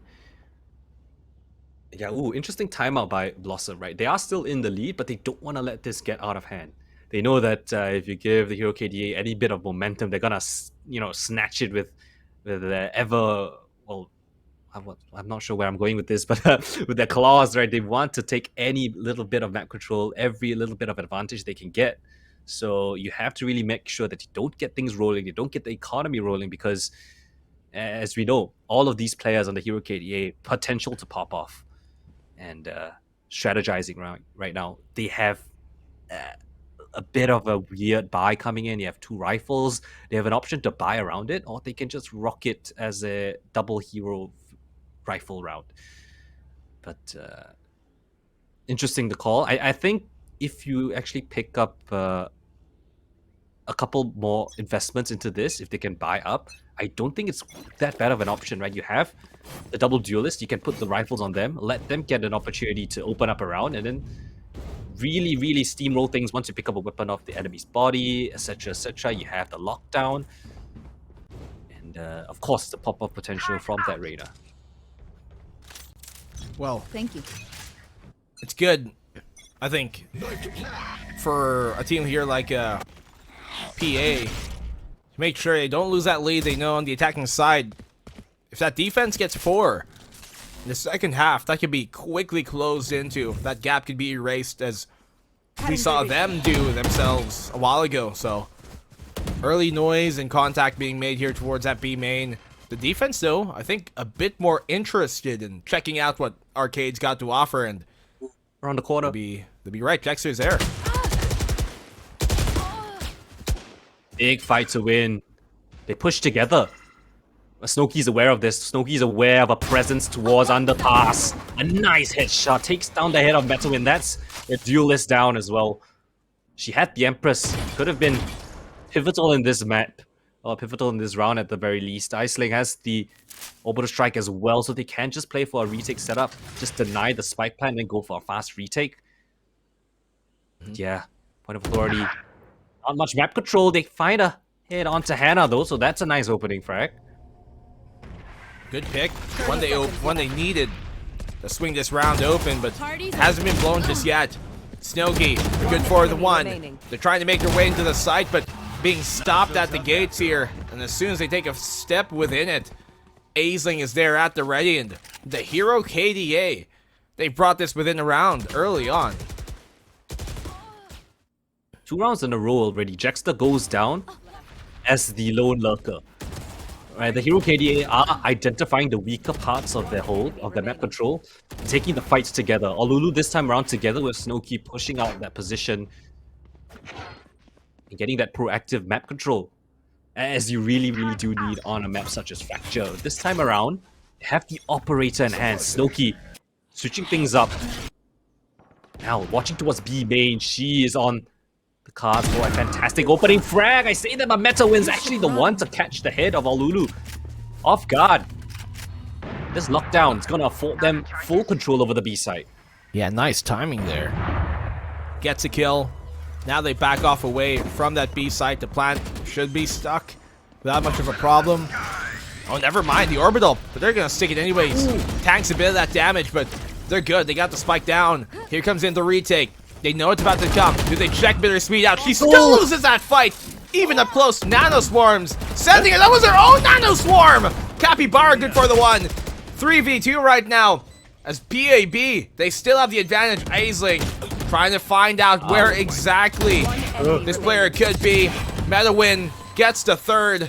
And point of authority, a scrappy round, and they take it. Oh my gosh, the fight through the smoke, like ships in the night, they just walk past each other. This frag, crucial. Aggression late in the round, caught Olulu off guard, and that's one of your main initiators, right? With so much utility on Breach, going down like that just made the retake so much harder, and especially with the Metawin just dancing around the smokes with that dismiss as well. A tough round to win, but still a round nonetheless. Metawin securing that one, and point of authority at least securing an even scoreline at the half. Or of course, they want to extend the lead as much as possible. And this timeout called by Hero KDA have to reevaluate their options, right? They are getting accurate reads. The problem is their holds and their executes just are a little off time. The synergies not really there, and the timings from point of authority just being on point.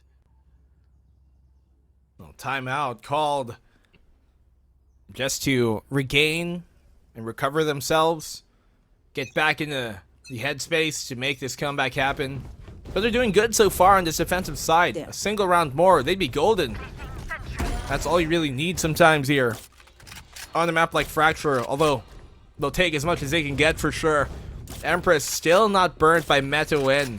And surprisingly enough, it's Capybara who hasn't really found her footing just yet. She is the opening entry here for the point of authority squad, and it's Metawin who follows up on that, so it makes sense. He's pulling a lot of aggro off of this defense. Look at the passive hold coming in from Point of Authority.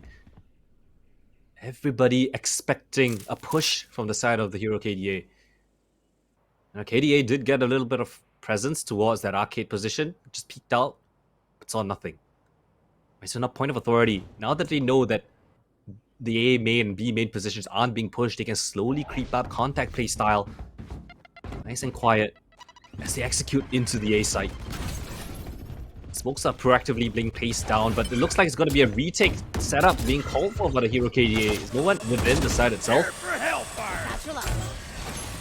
Push Ooh, on out advanced here. position. Orbital strike on the site. And here they go.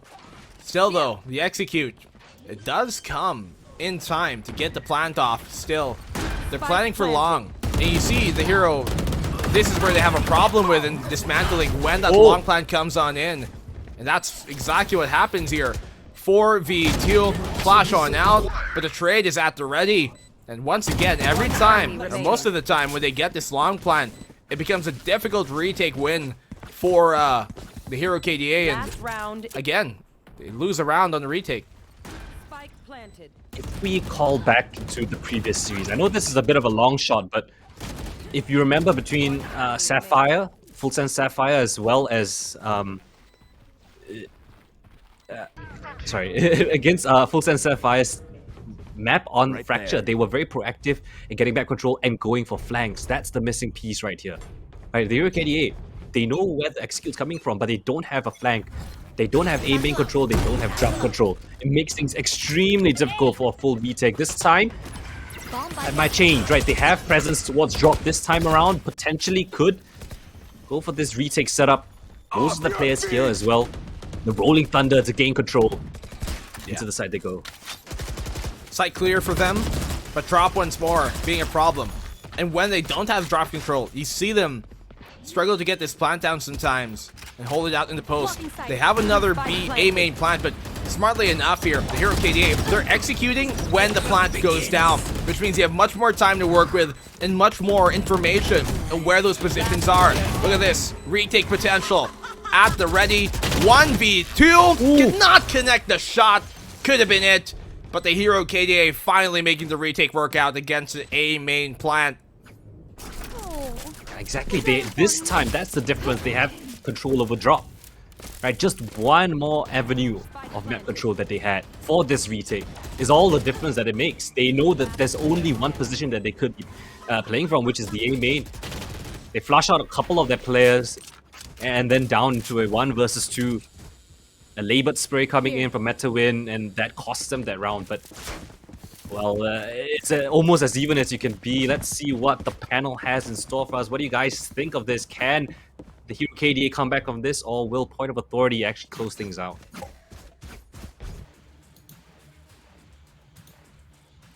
Thanks, gents. First half going to PAB 7 and 5, but after PAB's 4 and 0 start, the fact that THK actually managed to bring it back to that 5-7 seems like no mean feat. Raf, what do we think?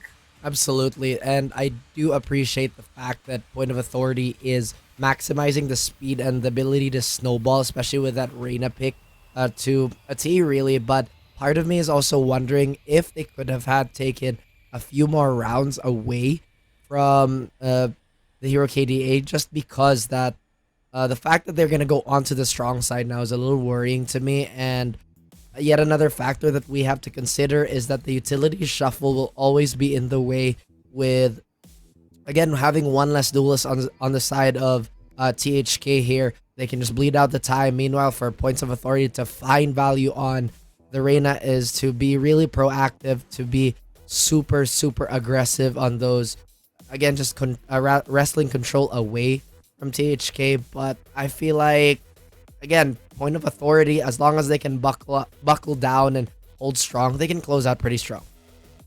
Yeah, I mean, 7 and 5, it's still a bit too close to call, but in the last 20 seconds that we got of the halftime, Raf, I want to ask you, 2-0, 2-1, how we feeling?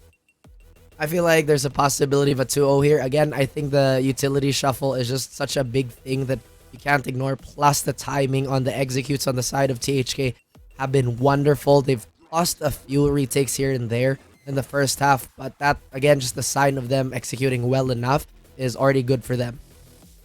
All right, well, retake's definitely important, and we'll see just how big the arena will turn up in that second half. Gentlemen, back over to you. Thank you, our panel, and I think it's a legitimate cause of concern. How will that Reyna exactly perform on the defensive side this time on around? Because the Hero KDA, they've been slowly building up momentum, and I like what I've seen so far here, Cole, from their first half.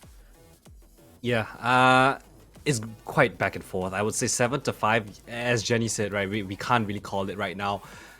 I think that the difference between the duelists versus the double duelists versus the double initiators is going to be a big point of contention, right? We're going to see how these two teams like to play it out. On the side of Hero KDA, they have a little bit more information gathering with that KO. They can isolate defenders on the side itself with that suppress. So we'll see how things pan out. Snowkey pressure on her because she's the only duelist for this entry. A full execute comes into the B side. This knife clears out the whole side, including tower. They can focus their forces towards other parts of the map. Yeah, I mean, Hero KDA, we've seen them be able to close out in the second half very decisively a while ago on Ascent. Maybe they'll continue that here. A pick a piece. They trade either way. 4v4. Look at RKNY. How far she is here from the fight, but still proving to be a nuisance. They trade 1-for-1. Samfire takes her down. Plant is on the B site, by the way, and they're only just now going for the retake. They've taken that CT control away. It's going to be proved to be difficult on the cross, and this is what I was talking about. Just the amount of, and you were talking about as well, the amount more utility they have is going to help them in these cases.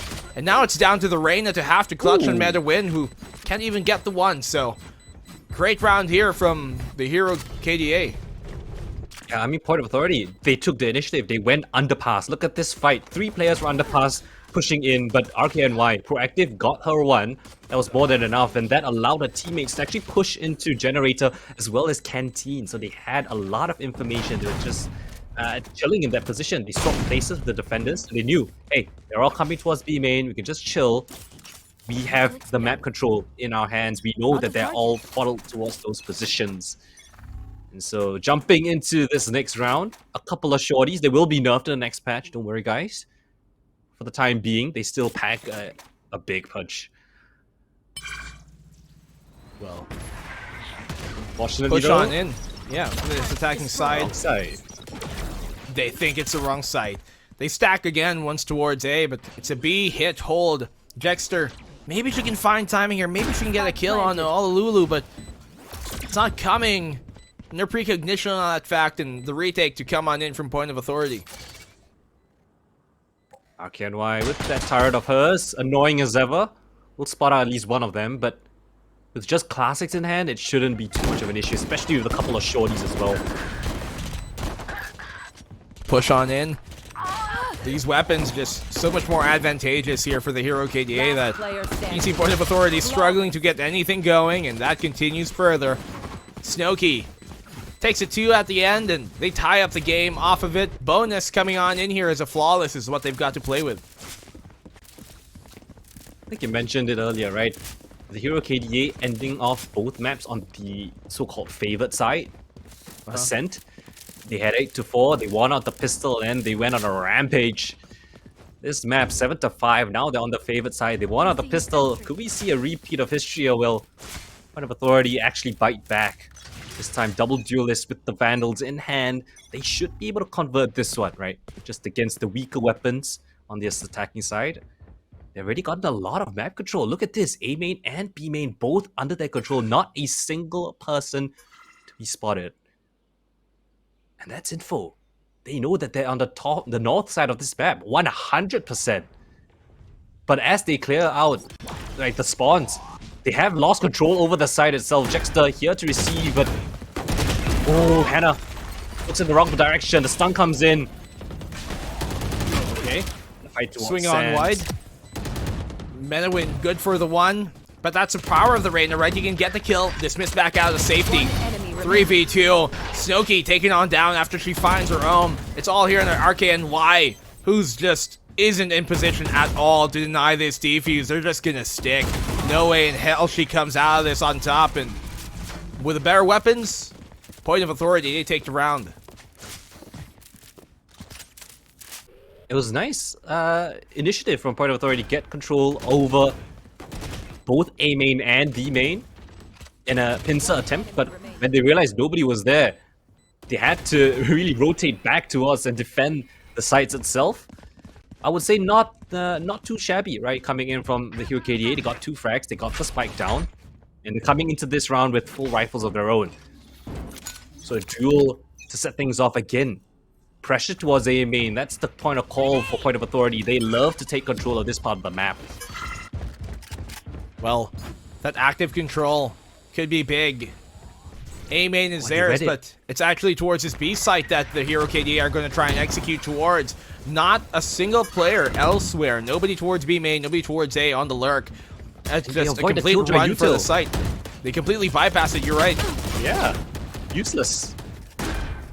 What a read. That- But the yeah, post they got- plants, They got a plant down because of that too, so no ultimates on either side here for this post.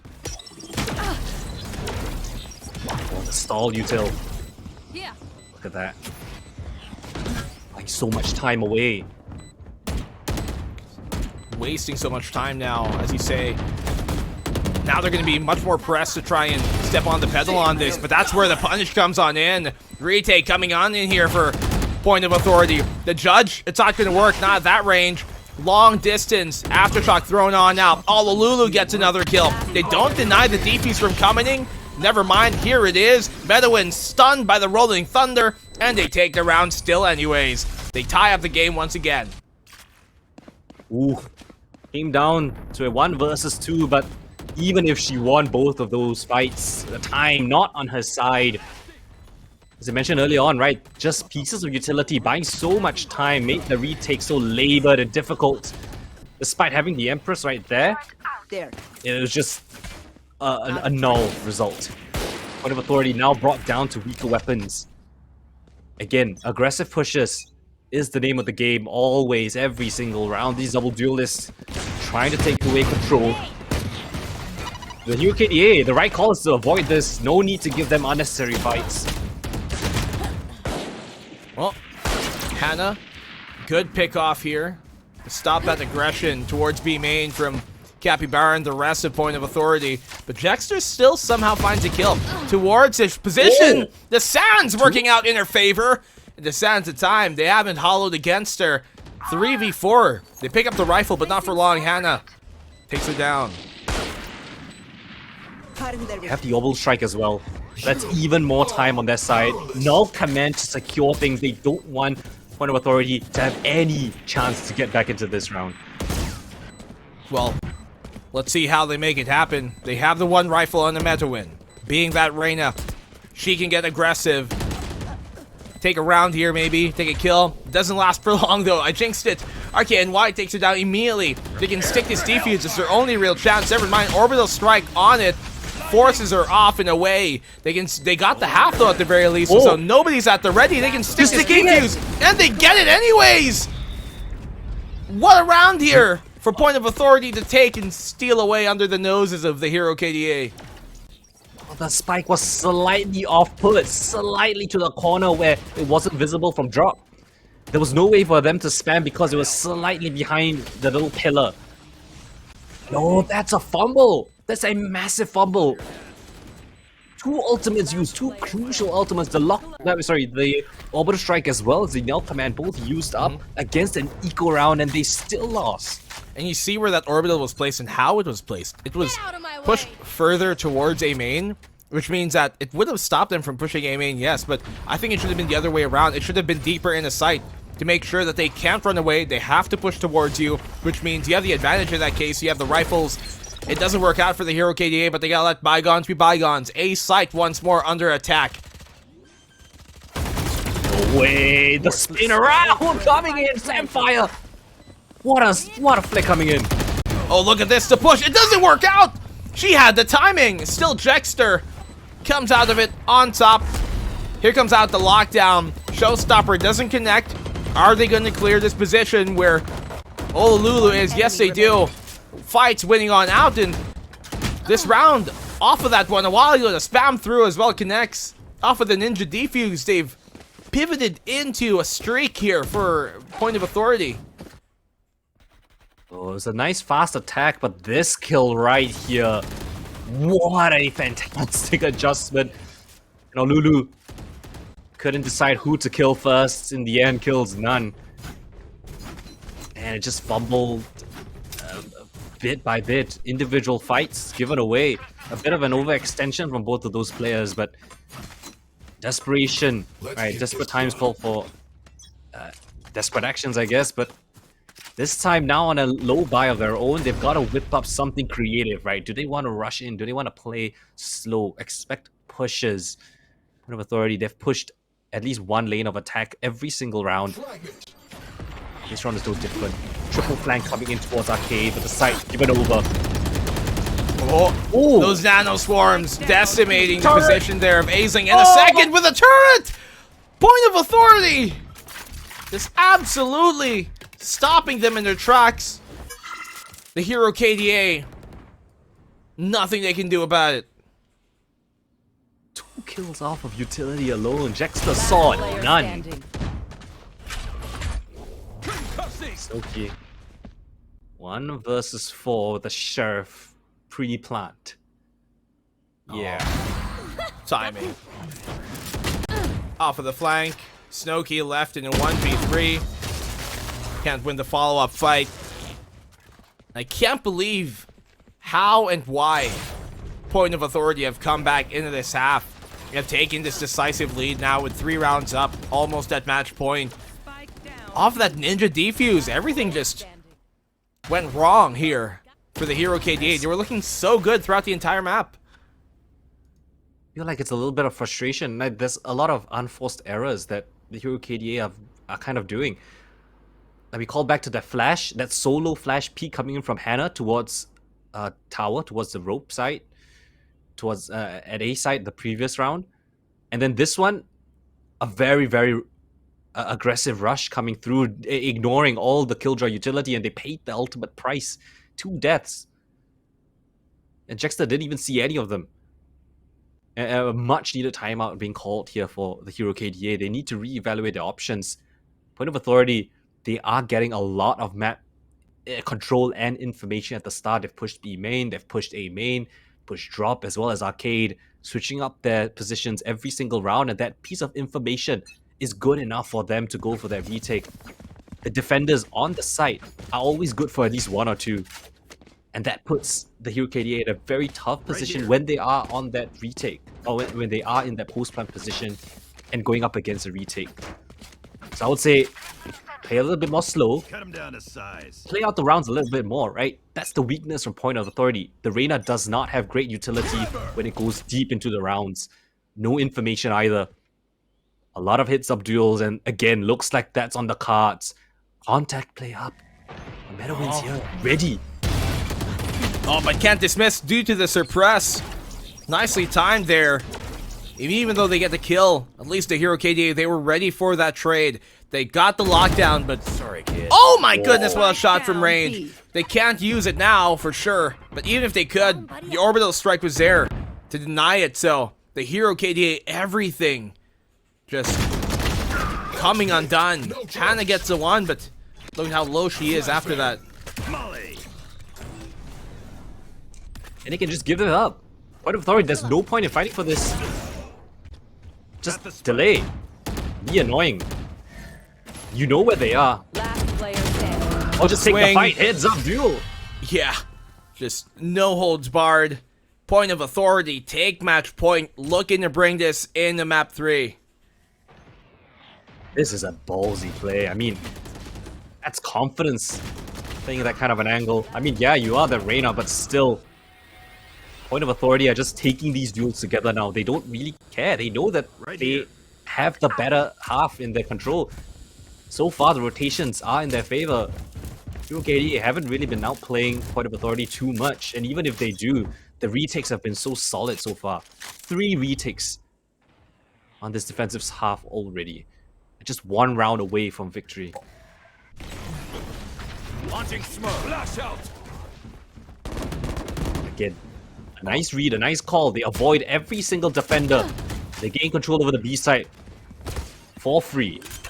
But it's the post plants. How do you play this? Iceling in the open. Oh my gosh, the ultimates are everywhere. Oh my goodness. The orbital strike connects bittersweet here, making sure they can end this quick, and finally, Spotted. there's no way in hell they come back off of it. The Reyna composition, it proves true as Aisling found here and caught out 13-8. Point of authority, bring it in the map 3. We're going to the decider. Flawless. Defenders win.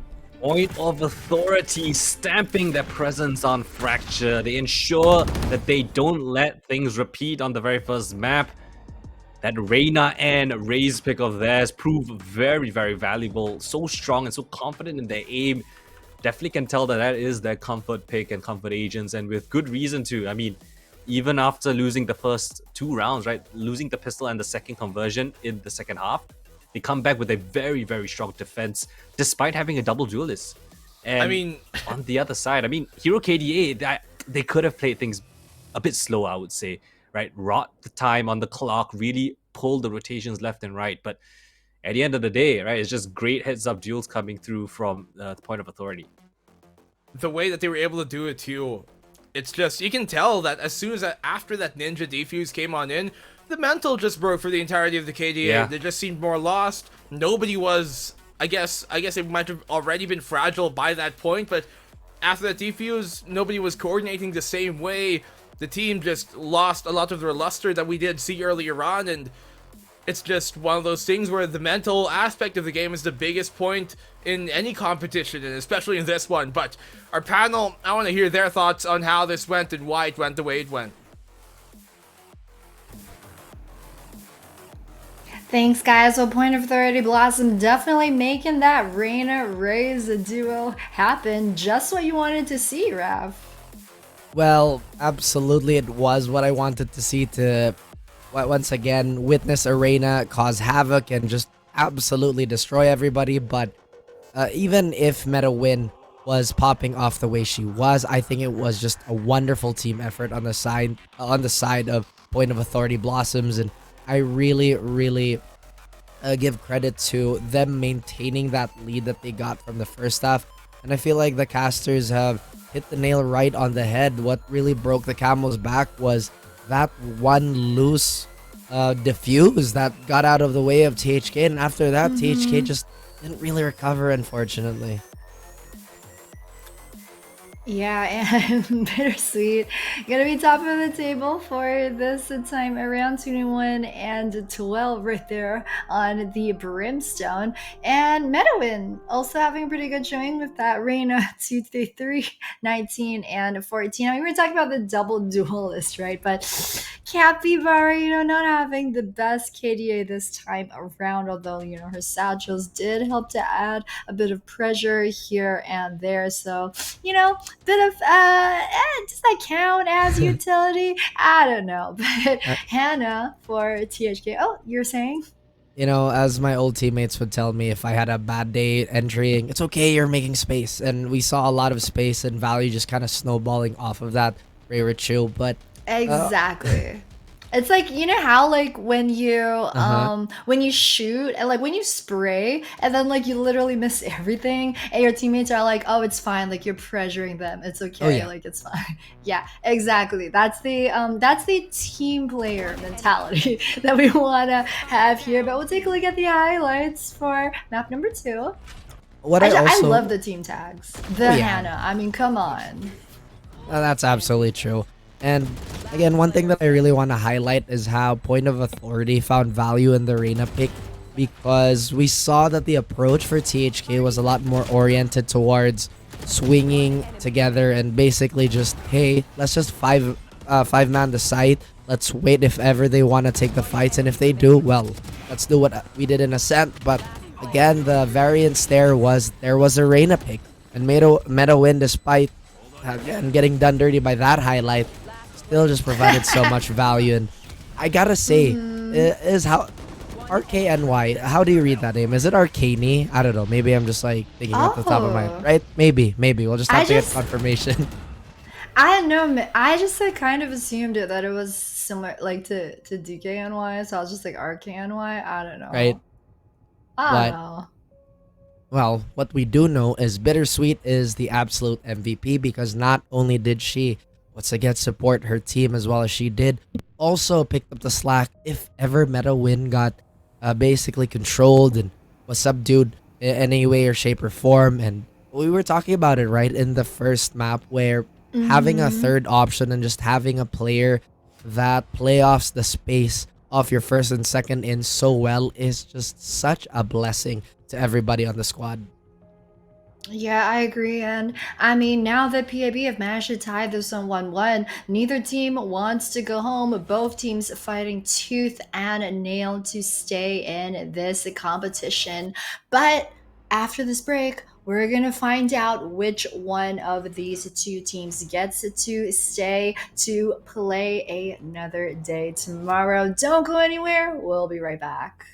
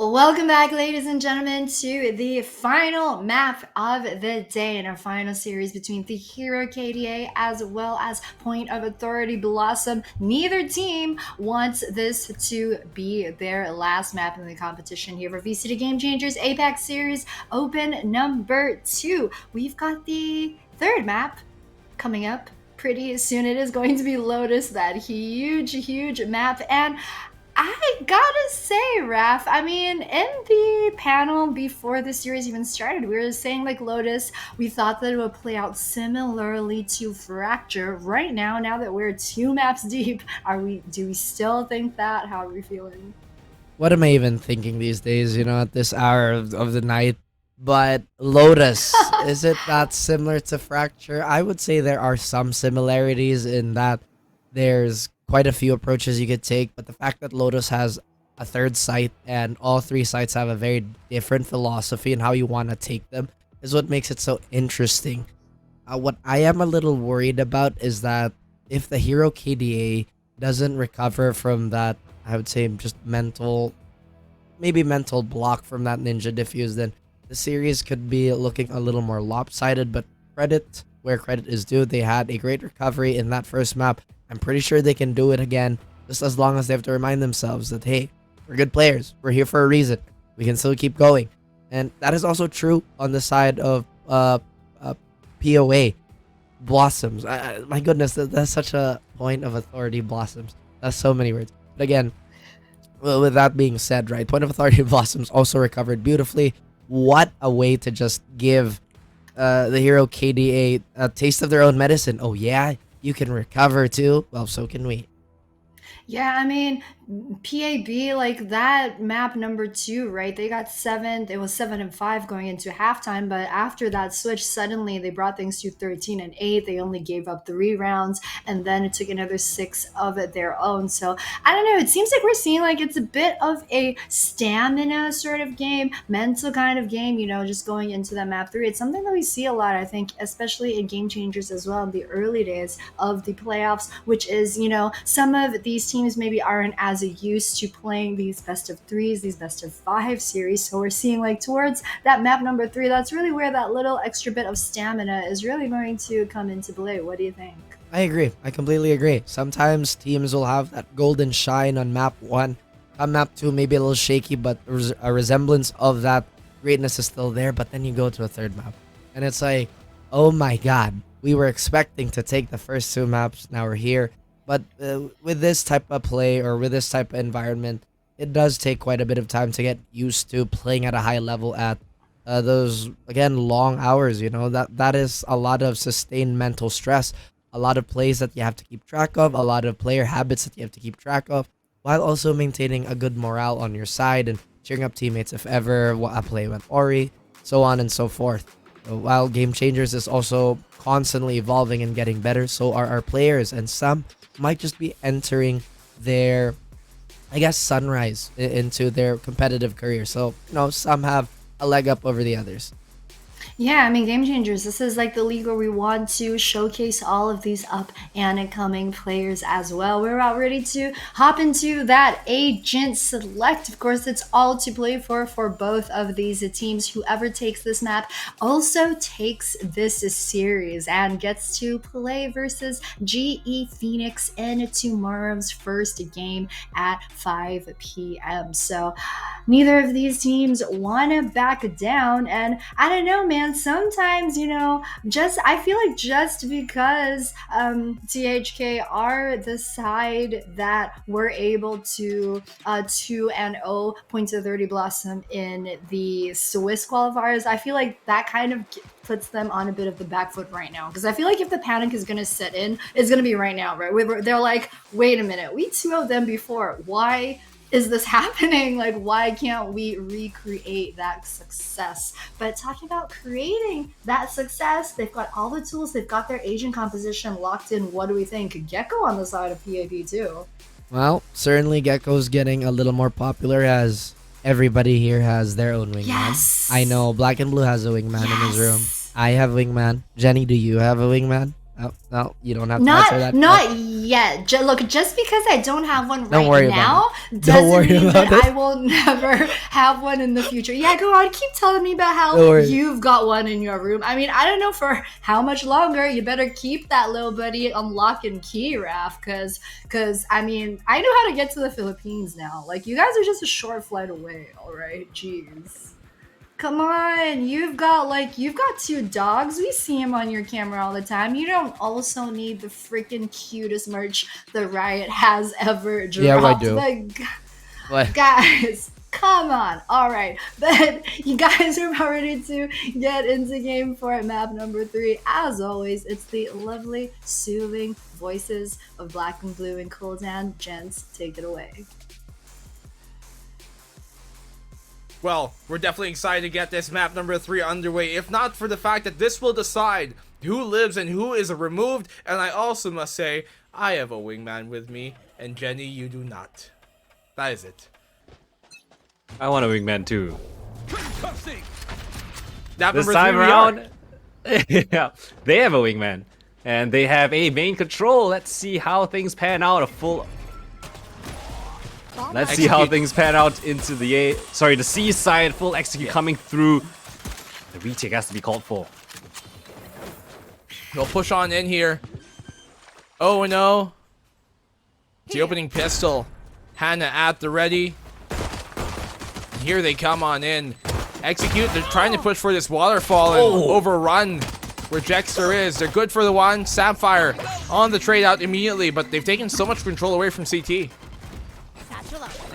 And they're all flooding in towards this same position, and there's so many players here to receive. Enemy remaining. The trade frags come into victory for Point of Authority Blossom, and now it's just left in a 1 versus 3. RKNY with everything to do finds the first and the second as well, but the trade frag is there for bittersweet, and another pistol in the hands of Point of Authority Blossom. The spike is defused. All right, Point of Authority. That's where they really win out some of these rounds, right? When it comes into a straight-out duel, they just have a bit more firepower, it seems, in their hands than the Hero KDA. So it's a bit of that brawn over brain. The Hero KDA, they might have strats in play, but you have to connect shots sometimes and win these fights. And that's what, so far, Point of Authority, that's what they really banked on during map number 2, especially with that Reyna. It's why they are in the position that they're at to extend this into a 3rd. They did overcommit just a little bit on that, CT push, but nonetheless, just classics this time around. They didn't get the spike, they did get the spike down, but they will be going for this full-on save. Farming the ultimate orbs is a great secondary objective. They are going towards the side with the single defender again, but Jexter so solid on a hold so far. Just waiting for the fate of the smoke before they hop into the site. Comes in. This Nano Swarm buys him a lot of space. But Jexter here to receive. Lines him up. The crossfire is fantastically done. Jexter still alive and kicking. The spike does not actually get planted. That's a little bit of cash they're gonna be missing. Bittersweet. Farming up those eco frags, and a clean 2-0 start for Point of Authority as they kick off this map of Lotus. Almost flawless there, so good enough. Only lose the 1, but that's fine. That's totally fine. Enemy remaining. Rush on over to the site. You're not going to win any fights like that, but it's these gun rounds where we see the Hero KDA start to surmount their runs, but favored side is typically, at least during map number 1, where they built up upon on Haven, rather on Fracture, but I'm not too sure about this. I'm looking at really what they bring to the table here in terms of comps, and either side has a lot going for them. It really comes down to the execution of whether the Sky or the Gecko is the right choice. I do like the Sky pick, but it's not gonna matter this time around. Again, another seaside attack. They've done it consistently, and they do realize that Jexter is the only player towards this part of the map, and they will get this spike down for free. And with so much post-plan utility, it's gonna be a pain in the butt to try to get past all of this. They're gonna try to split things right through the door. But I think KDA are prepared for this. The paranoia doesn't catch him. Oh, it does catch most of the players, but RKNY still stands tall. Capybara goes in, but gets taken down as well. This fight towards the mount position. Oh, the aftershock flushes a bunch of players out. With the last player standing, Jexter was the lone defender. Now the last person standing. Gets 3 kills, but Snowkey with 4 one-ups her and converts their very first round. Still good damage done here, though. 3 kills, taking on down the mount plant. Can be a precarious one. It's so difficult to dismantle that, but because of the pressure here placed from that revolving door, able to get a few more picks. If they had the guns, who knows how that round might have ended. So A side to come out here, but point of authority, they're looking to push this up early and take control away. Yeah, they've done it multiple times in a row, but KDA, they're very happy to give away this A main control. They're not too afraid that point of authority actually gained this part of the map, but they just don't want them to push past this little choke point. They've been abusing the C side multiple times. This is why Bittersweet now on a fast rotate to assist Jexter. A passive hold from the hero KDA. They're waiting for an aggressive push. They know that the side of point of authority Blossom are getting a little bit antsy, and they're gonna re-clear this entire portion of the map. Spots out 2 players. A boatload of utility trying to clear this, but not gonna be successful whatsoever. Just a dump of utility there. They got the Cosmic Divide, and this is another big thing compositionally that is a big change. How this Astra comes into play. Flash out to try and isolate the angles. With that Guiding Light connecting, they can be sure that Dexter is here. Oh no! What a blunder! Team damage! Oh! Getting a kill, a TK, all the Lulu. Trades out on the Jexter. They have control due to the lockdown. Let's see how their hold goes. There's gonna be a lurk later on. Iceling is towards their B main position. She'll come in late. And they don't have the Killjoy to spot up for this flank, so she's pivotal in this retake or in this post-plant situation. The utilities coming straight in as defenders, point of authority, clear out the C side and prepare for this duel towards the C long position. Retake on in here. 4v4, still another mount plant. They tap the spike, but Aisling off the lurk here from this waterfall position. She's thrown a wrench into the spokes. Complete round win at the end. The hero KDA coming back, and that's the thing with the Astra. She can still help on the fight, even without being in it due to these stars already pre-placed. Last player standing. Seemed like a bit of a fumble at the start, right? They accidentally team killed Olulu. You don't see that too often in Valorant, but Yeah. they still managed to pull things over the line at the very end. That look, as you mentioned, from Iceling was a very nice little touch, right? A sprinkle of pizzazz into that round. This time around, they are hold gonna on, go I into think- towards... I think this is the second team kill we've seen all day, now that I think about it. What was the first one? It was just a while ago. I forget to recall who, but there was also another one where they killed themselves, Nano Swarm, just prior. Oh, I think that was I think it RKNY. was- But there was another one that was also a team kill. Yeah. It just escapes me right now, but yeah, lots of Frag. misfortune today. We haven't seen... well, killing your teammate is a bit more rare. Killing yourself? Yeah, I get it. But killing a teammate, a little bit more rare. This time around, this round isn't too rare. Well, it might be if they just all stay alive, but it's a 5v5 retake. Sheriff's in hand. No util for this push out. Soundfire, not a flash, not the fault line. You have to do it dry the old-fashioned way. Ooh. Quick and easy here for RKNY. No real fight. Capybara connects there with a Sheriff in hand. 2v3. They got the mosh pit out the wingman to try and stick the defuse, but their round's done. No way. Capybara can only hope for a few kills here, but that's about it. A fourth! Almost gets the ace, but there wouldn't have been time. Actually, there might have been if she got that final Might have kill. been, immediately. actually, right? Yeah, that was way too close for comfort. This round shouldn't have been that close. I mean, 5v5 pre-plant and post-plant. But things went down to 1 versus 1 Capybara. Showing her skills in that situation, that's a lot of economic damage at the very least. So, not too shabby of an eco run coming through from Point of Authority Blossom. This time, a bunch of utils, bunch of ultimates available for this defense. I think they can just get a little bit of early information, and then if they would like, just go for a retake setup. And look at this change. The Killjoy now playing towards the A site. Because they predicted the A site is the lesser attack site itself. 3 players towards C and Samfire, the one to open things up. A stun is fantastically done, and Hannah takes a little bit of chip damage as well. That's great deterrence coming through from Point of Authority Blossom, funneling them into the site that they would want. Jexter here with the lockdown as well. Oh, but it's out of the round. Alulu taking the initiative. Spike planted. Up close there. Aggressive push out. Gains him the pick that they were looking for. Spotted. To equalize the man count. Is Bittersweet even sure of this? I think she has Oh some my notion, gosh, but Hannah. she's not entirely sure. And because of that, yeah, Hannah can hear all of this happening. She comes in from the flank. She can even prep the full line from here if she wanted to, but she's going to let them flood in the site and come in late off the lurk.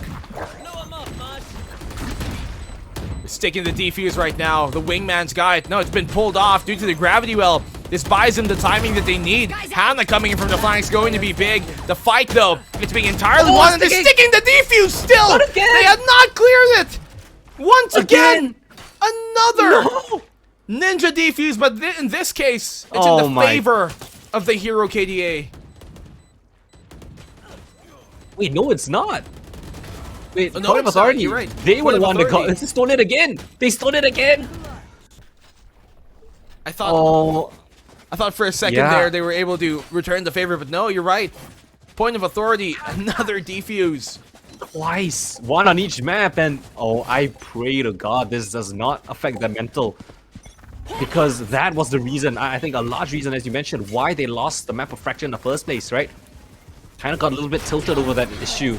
But this time around, they can't let that get over their heads. A full-on concerted effort towards the A site, and nobody is here. A good call. Rolling Thunder will reach anybody.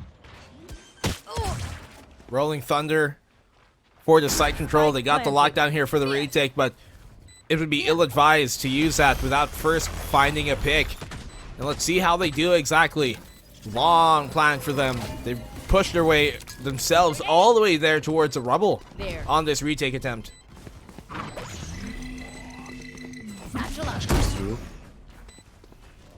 Side's clear. Here comes the post-plant details. Post-plant duels. Olulu finds two. Fantastically done. Gravity well is good to take him off the plant spike. But the duel was not in their favor with the lesser weapons. They can't do too much more. Yeah. So It won't thankfully happen a this second time. around. Yeah. Oh. Almost came to it, but they keep a hold of the round, most importantly, especially against one of these type of eco rounds, so not exactly slipping just yet. Lockdown in place here for either side, rather available for either side to utilize. Let's see how they play with it. They do have the Thrash, which can be what they use on the retake instead. Again, they're content with leaving A main completely off the table. And now they're contesting towards the C side, which is where Hero KDA have consistently been pushing their forces towards. And this read from Hero KDA, they realize a lot of players towards C side. Let's just, book it. Beeline straight towards the A side, and it's successful. It is the right call yet again of retake on the cast. Jexter again with the Killjoy lockdown, but needs to make sure that she doesn't go down before she gets to put it down. And again, the pressure. Hero KDA pushing Up up close. towards the ropes. Oh, Snowkey pushing forward, as he said. Gets that pick off. Lockdown buys him space. Oh, but the flank here from the rubble, they know of it. Full line connects. Buys him even more control here. Does not win the fight, though. Capybara being taken on down. Reckoning a double, a triple for her! What a transfer, and what a hold here from the hero KDA. Thrasher got nothing. Spike planted. And I think it was towards RKNY, and because it missed, it allowed her to have free reign over that position, and then, well, she completely decimated every single one of them. Look at that. Missed her by just an inch, and then this is their punishment. Quick shutdown there of that flank push. Time out called by POA. you know, they might be down here 3 and 5, but they're not doing too bad just yet. Maybe some rounds that they could have won, yes, but on a map like Lotus, attacker favorite as it may be, you're not doing too shabby, only trailing by 2. And you're coming in on round number 9, so lockdown The thing is, what they got too. yeah, they only have 3 rounds thanks to the pistol and the conversion, right? Those are the first 2 rounds in the streak of 5 that Hero KDA have gotten. They've only managed to win 1 of the retakes, and that was thanks to the ninja defuse, and I guess around the corner. So even though the scoreline isn't the full story, it doesn't tell the full story. That win right there is very, very close. It shouldn't have been the case. So I would say the momentum's still in the hands of Hero KDA. They can still pull home a very, very convincing half. A point of authority Blossom, again, down on an eco. Feels like it's deja vu all over again. Another round with just Sheriffs in hand. And another round where Jexter still has her ultimate, but unable to use it. Well, Hero KDA can continue to build upon this lead here that they've established early. And as you said, the rounds that were won by the Blossom squad, well, they haven't exactly been the most convincing pistol, anti-eco, ninja defuse. That's about it. Let's see if that changes. So another eco round for them to play. It's a C-site which is entirely open, yeah. Again, that turret just bought them so much time. They didn't want to push the turret. They were expecting a couple of players there, but as they realized the C-site was under siege, they had to do something. 4 players on this flank, and Hero KDA, they're pushing the issue. Dexter can play this to perfection, but not going to be successful. All of the players from the Hero KDA push towards spawn. They realize the rest of them are all flooding in towards C main. This smoke coming in from the attacking side. Again, they've swapped places. It's going to be a difficult task. Just barely any weapons. And the lacking util as well. Snowkey's even flanking them. This is a pincer and a half. Big round here, potentially. They can do good damage for this point of authority squad. 2v4. Oh, what a shot from Bittersweet, but it comes too little, too late in the end. 6 rounds now, they've taken at least the equalized half for the Hero KDA. And you look at the way they've been playing this attack.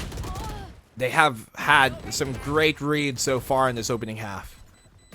I think one of the large factors of why they have these reads is because of the Sky. Right, the Sky has so much info utility. Her Trailblazer and her 2 flashes both provide information of where the players are. That Trailblazer in the previous round, just by itself, got all the information that C was completely clear.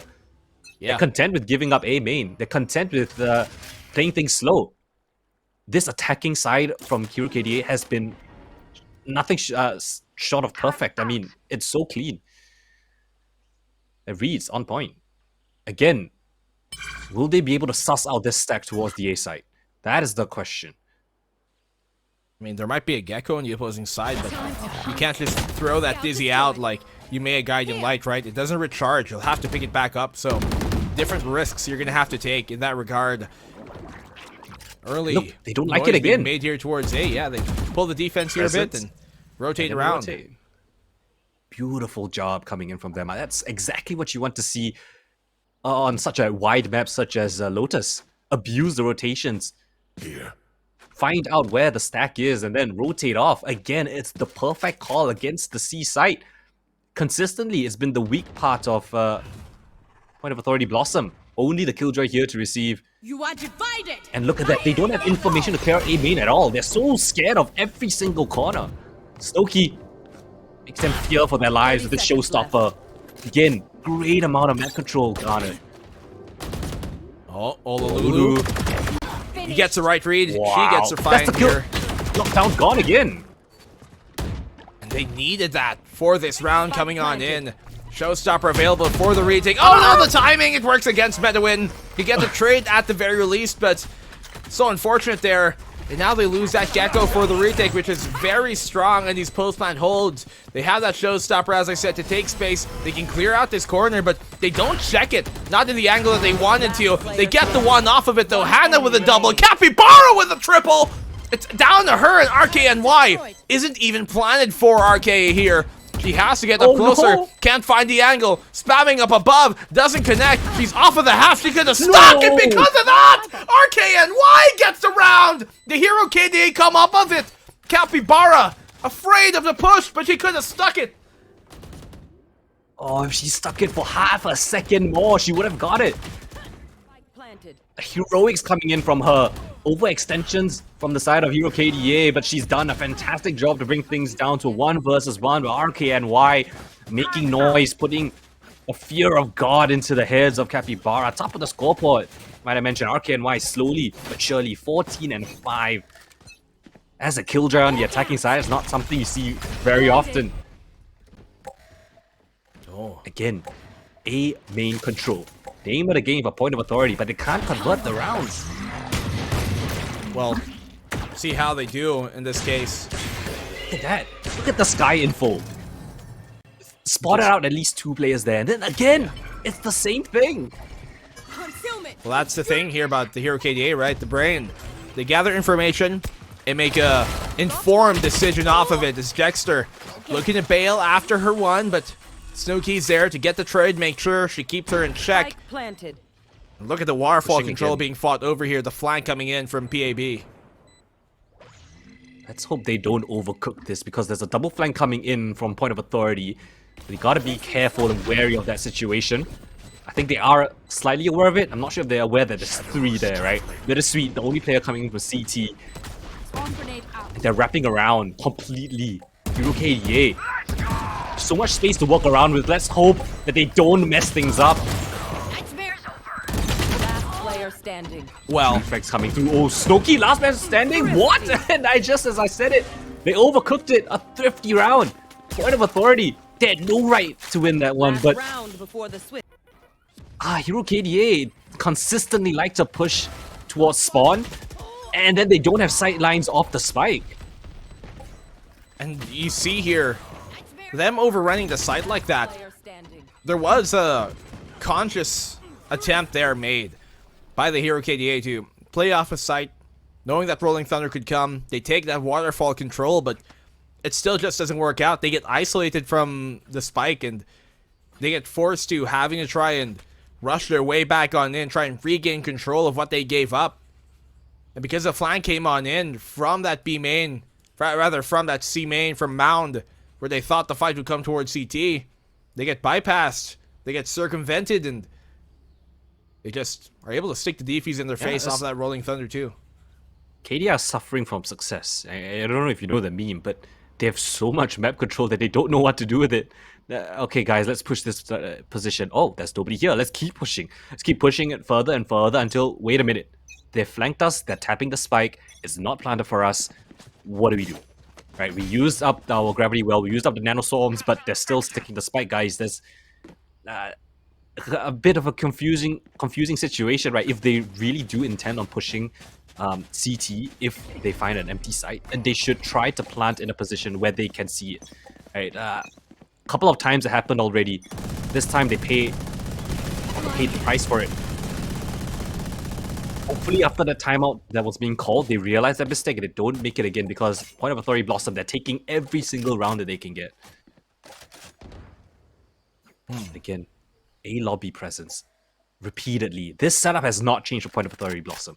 Killjoy on C, 3 players on A. Omen is as a flex rotator. It's the same setup. Nothing has changed. Hero KDA, Lockdown. they can repeat this same strat over and over and over again and they would win. Been working, so why change what isn't broken anyways? They just need to make sure they don't overheat on that post plant, right? That's all. Literally one change. That's all they need. Let's see if that's exactly going to be the case here. This lockdown should pull the defense into thinking it's towards a B site, but really, C is what the attempt is going to be. You can see them positioning there towards that B upper. And Verdily pulls him a bit closer towards C as well, but it's going to work. It should at this point. Sends Jexter running, trying to give up the site. 30 seconds left. They get the plant attempt for free because of it. I want to see how Aisling does here. Do they check her? Do they clear her out? If she They're can picking get it. one here, that would be great. They've pinged this portion of the map. Aisling. They don't check it. Oh my Oh, no. gosh! just in front of her. Timing works out anyways. Gets a Oh second. my Iceling gosh. sends him back down. And the positioning there, so delicate, so precise, and it still works out. Playing for that mount plant. They have a smoke in their face. Rolling Thunder. Dexter able to dodge it. Aftershock to deny the defuse stick. Capybara taken down as she was stunned off of that Rolling Thunder in the first place. Nebula, everything, utility. Wow. So much Oh thrown on my it. God. And there was no way in hell that Point Authority would even get themselves to try the defuse. Look at that. As long as we just play things naturally, the normal way, as long as we don't overheat, these are the types of rounds that they're going to be able to win. Right? It's the same thing over and over again. They just needed to adapt, and finally, last round of the half, they managed to do so. It's a great way that they've done it too. Our panel, though, how do you guys think they're going? Thanks, guys. I mean, DHK, all systems go. They seem to remember that in a game of Valorant, you can just win. I mean, they get all that space. They keep getting those free plants. What did we think, Raph? I mean, fair point. You talked about just stamina earlier, and I feel like another point to bring up would be load management. It seems that THK are really letting and leaving everything on the server right now. You can see that the timing is also quite unfortunate on the side of Point of Authority, and the case in point is probably that previous round. Oh my goodness. Iceling, flank of the Sentry, very, very annoying to deal with. But what I am very excited to see is how Point of Authority is going to swap this around, because once again, we're going to jump into that favored side. And both these teams, they're very akin to just kind of playing off what is pretty much statistically normal. You know what I mean? Like, they're not doing anything too crazy, and I appreciate that a lot because they're still growing teams and they're making a great foundation first before they do anything too, I guess, out of pocket would be the right way to say it. Of course, also we are seeing the Gecko Omen versus the Astra Sky, and I think PAB, they did look like they're not really sure how to defend on Lotus. Maybe we'll see them have a better attack side. How are we feeling about this? I feel like it is so avoidable though. Everything that Gecko has, there was a problem that the meta of pro play is just info burst on those small bits of information. But since THK have been denying so much of that, Point of Authority just can't leverage enough. All right, well, Nico and Colton, back to you guys. Doxed. Well, a lot of the same sentiments there shared by our panel. Just the way that they're able to gather that information and make informed decisions out of it is what we've noticed throughout that opening half. And that Sky, I think, is really becoming a big difference maker here. Yeah, the one benefit I would say of using a Gecko over a Sky is the reusability of Gecko's abilities. The problem is when you run a single Gecko and you throw out your flash far away, you can't really retrieve it back without pushing up together as one. Swapping sides, this Sky could potentially find out a lot of information. Let's see how dynamically they like to play this defensive side as the hero KDA as Point of Authority blossom. Gather their forces. It's gotta be a B attack, and that's where all the Killjoy utility is. Nano Swarms abound. Push out on in here.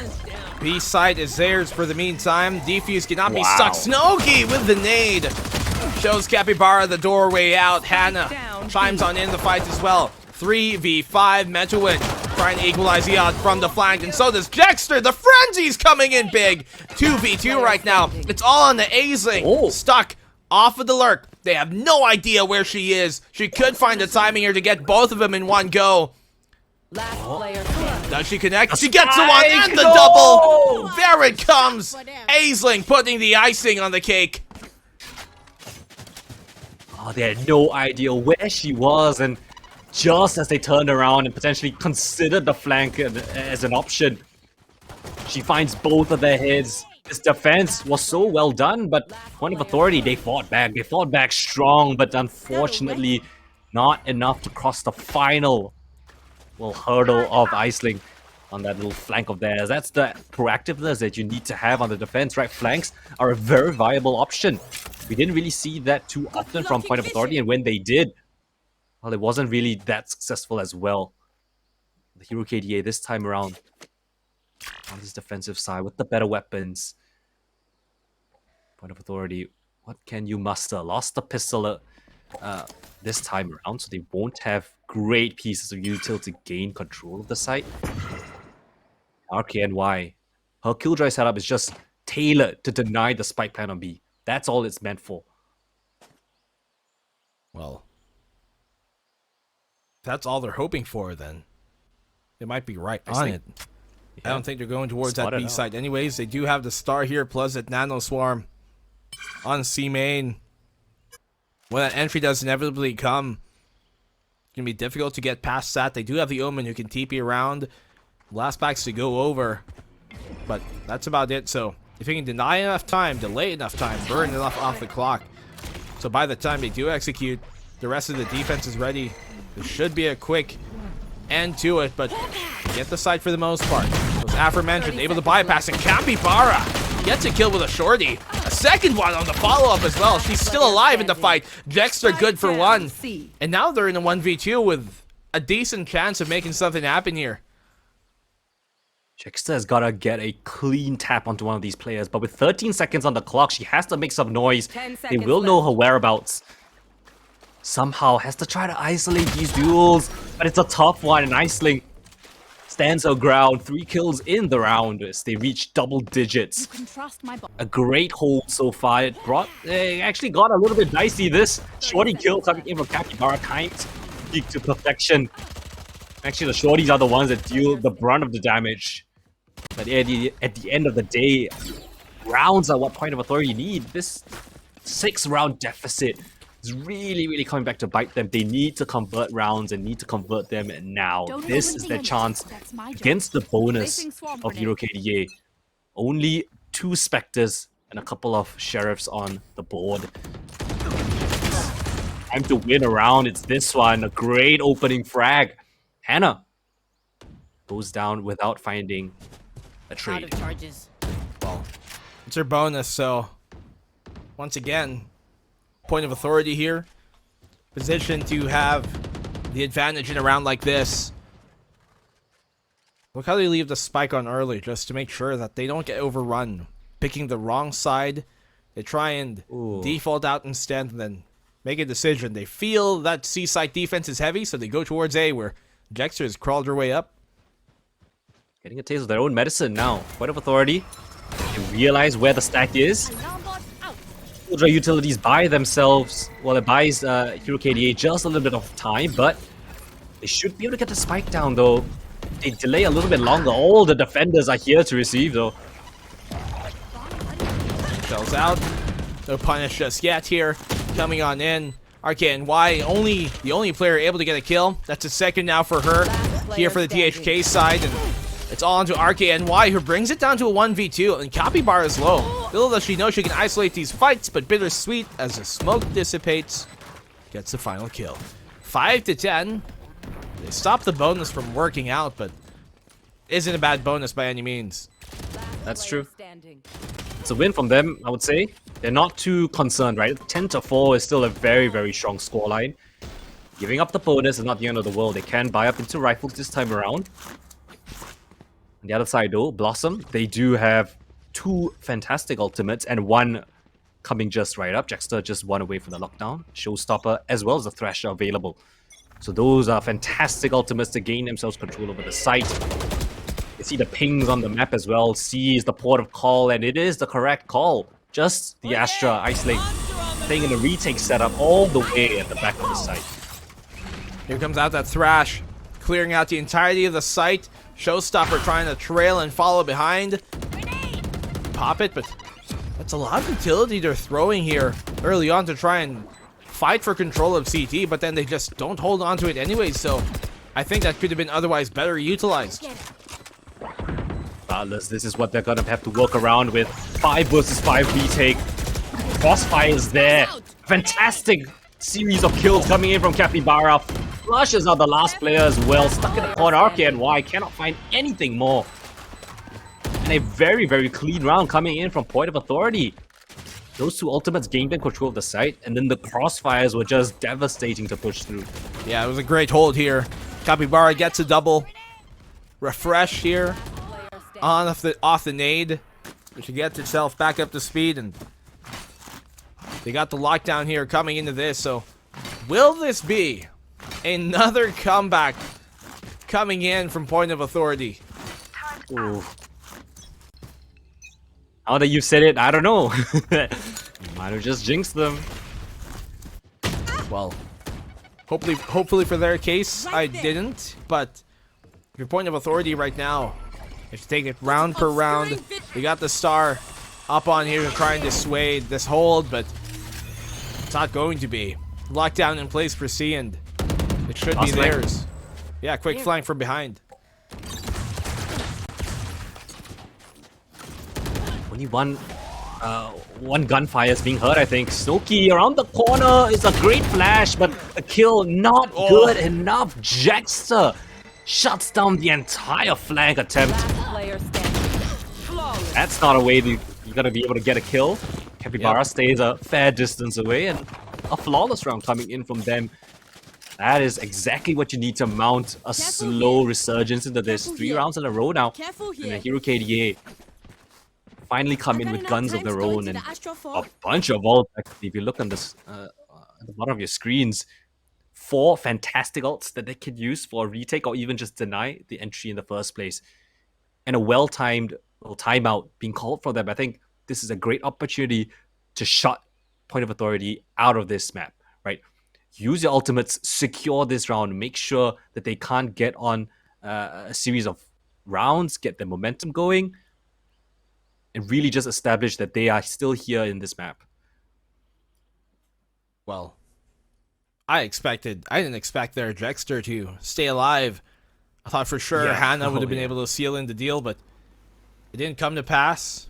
Oh, look at these battle bears. But as you said, ultimates here up online. How much they have to throw out.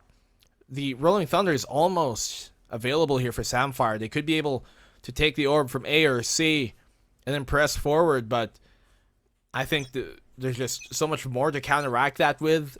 I'm curious what option they will go for, though. Retakes haven't been working out. Their anchor holds on the site. Not exactly the best either, but looking at what they've got, I think they'd want to go for the former in this case. They got the showstopper as well to buy them that space. Exactly. The retake setup with these ultimates are amazing. There's my buddy. But they are still in a pretty default setup, right? Just passively towards A. And again, going towards the C side. Both teams apparently love going towards C. And for good reason. They've been successful multiple times and execute coming straight into the site. Oh, Snooki just absolutely stops Capybara. They tried to fly on in, but it just wasn't the util you'd want. They would need a fault line there on the default towards CT. Those type of positions, they just never were addressed here with additional utility, and they find an opening pick here on the Heroes defense because of that. Look at how passive Hero KD are playing towards the C side. All the way towards CT. They're waiting for the teammates to come in. The lurk's being spotted. Jaxter, position has been noted. They know that there's at least one player towards B that could go for a late flag later on. So they have to keep their wits about them for that. Snooki has a rule. Oh, this is very through. Jaxter on that flank, as I mentioned, but she's able to pick up 2 despite her position being known. Point of Authority here. Not slipping in any sort of fashion. No chance for the retake clutch to happen for Aisling, so she has to give it up. 8-11. As another eco is to be forced upon the Hero KDA here. Point of Authority under attack. Looking nigh flawless. I was certain that they were cautious of that lurk that was potentially going to be coming in. But Jaxter finding 2 frags on that flank disrupted their retake completely. I mean, they wasted the showstopper, they wasted the Rolling Thunder. RKNY and Aisling weren't able to use their ultimates for that retake. In combination, the lockdown as well as the Cosmic Divide is a very scary proposition. It will deny, well, it will flush out the entirety of the site as well as block bullets, but not given the chance to. This time, Hero Rifle and Aisling, she's got to make the difference. A main pressure pushing in towards, and the position of Jexter, she's just gonna shut them down. Snowkey, Scout not destroyed. being traded whatsoever. My ultimate is ready. Oh, and her goodness. timing is perfect. Jackster, good for the one only before Capybara's taking on down the lesser weapons here, doing some good work. These stingers, the rifle on the A-sling, they bring it to a 2v2. Expensive round already here for this attacking point of authority squad. And is it on a thrifty that the Hero KDA are going to actually make a round work in their favor? They got that Marshall. Would be wise to trade it out. It's a gap. She can stay here.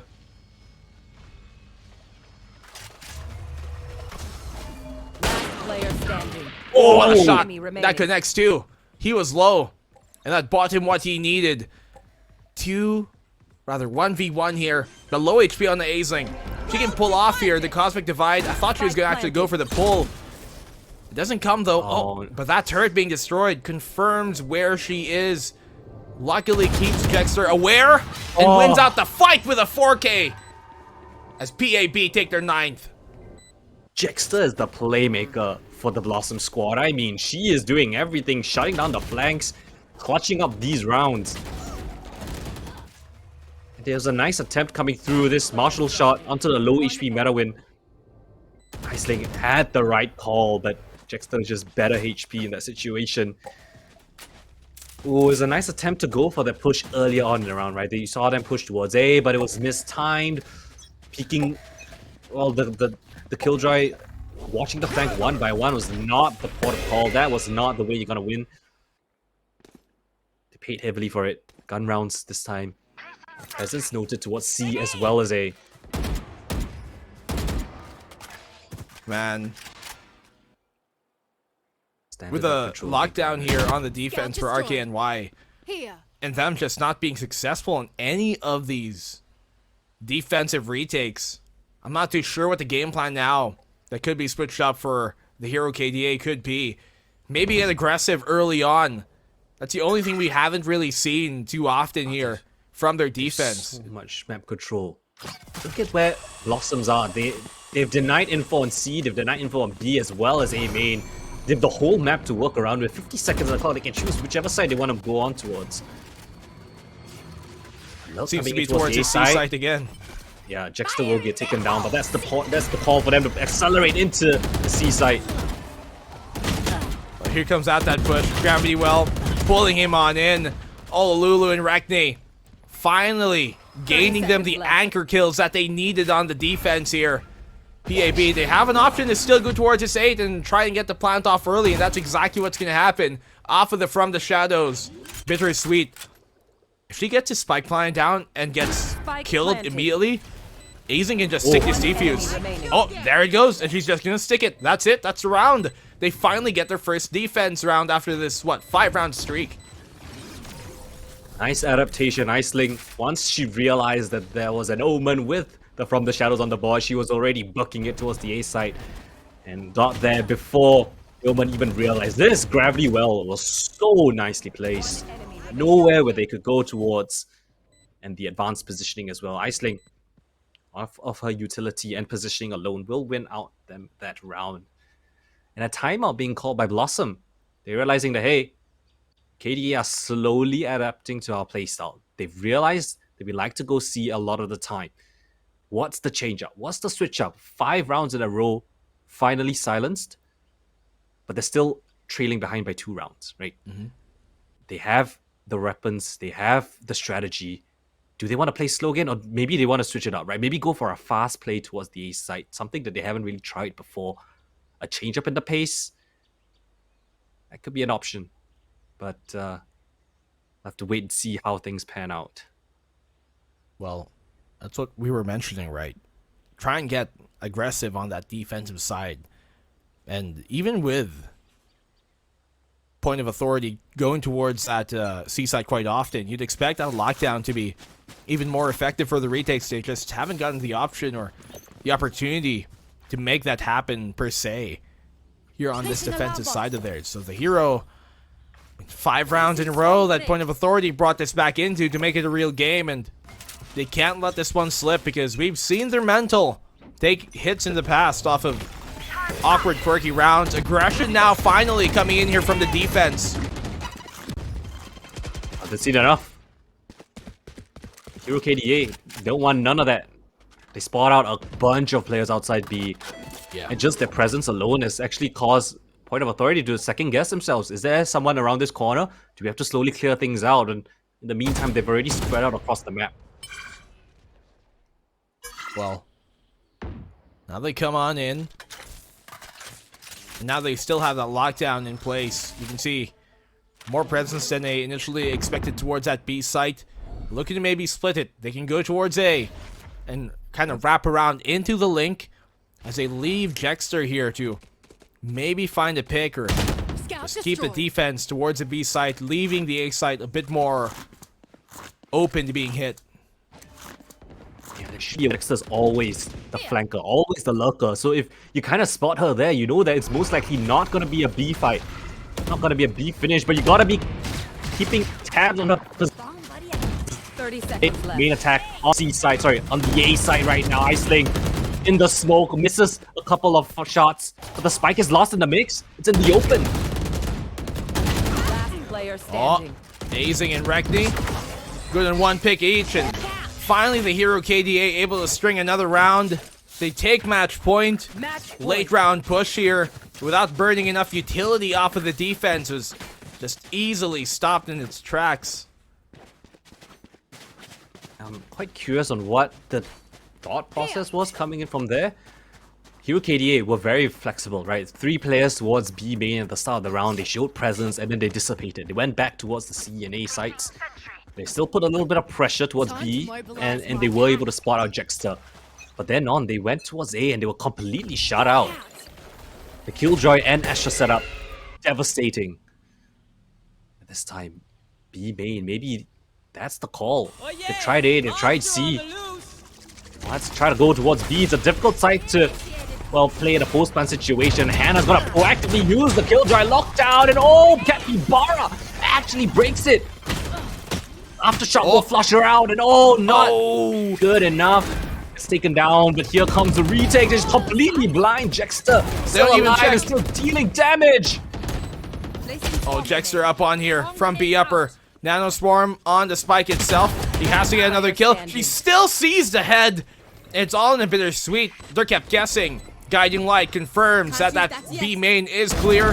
They have the smoke on it, and Aisling gains them the round, the map, and the series as the Hero KDA move forward in the lower bracket. And we say goodbye to Point of Authority Blossom. Hero KDA are your victors. They survived the first round of the lower brackets after a grueling best of 3. I mean, in the first encounter, it was a 2-0 victory for the Hero KDA, but this time around, well, I can say for certain, right, Point of Authority gave them a run for their money. So many instances where they were slowly coming back, found resurgences, but at the end of the day, the heroics and the KDA squad themselves are just too much for Point of Authority to handle. Yeah, it became shaky there throughout like the earlier stages of that second half. Almost let it slip from that scoreline. What was it? It was like a 10-4, and then it came into like a 10-8, Yeah. and then it was starting to get really close, 11-9. Luckily here, the Hero KDA finally able to put their foot down and stop the lead from just being completely erased, and at least they're able to move on off of it. But they have to rectify those mistakes, the shakiness that we saw here early on of that second half. If they're able to try and address that for their next matchup, then they have better hopes of pushing forward, because I think if I look at like the lower bracket right now, it's going to be a OGX. difficult opponent for them. So it's not going to be an easy matchup at all going up against OGX.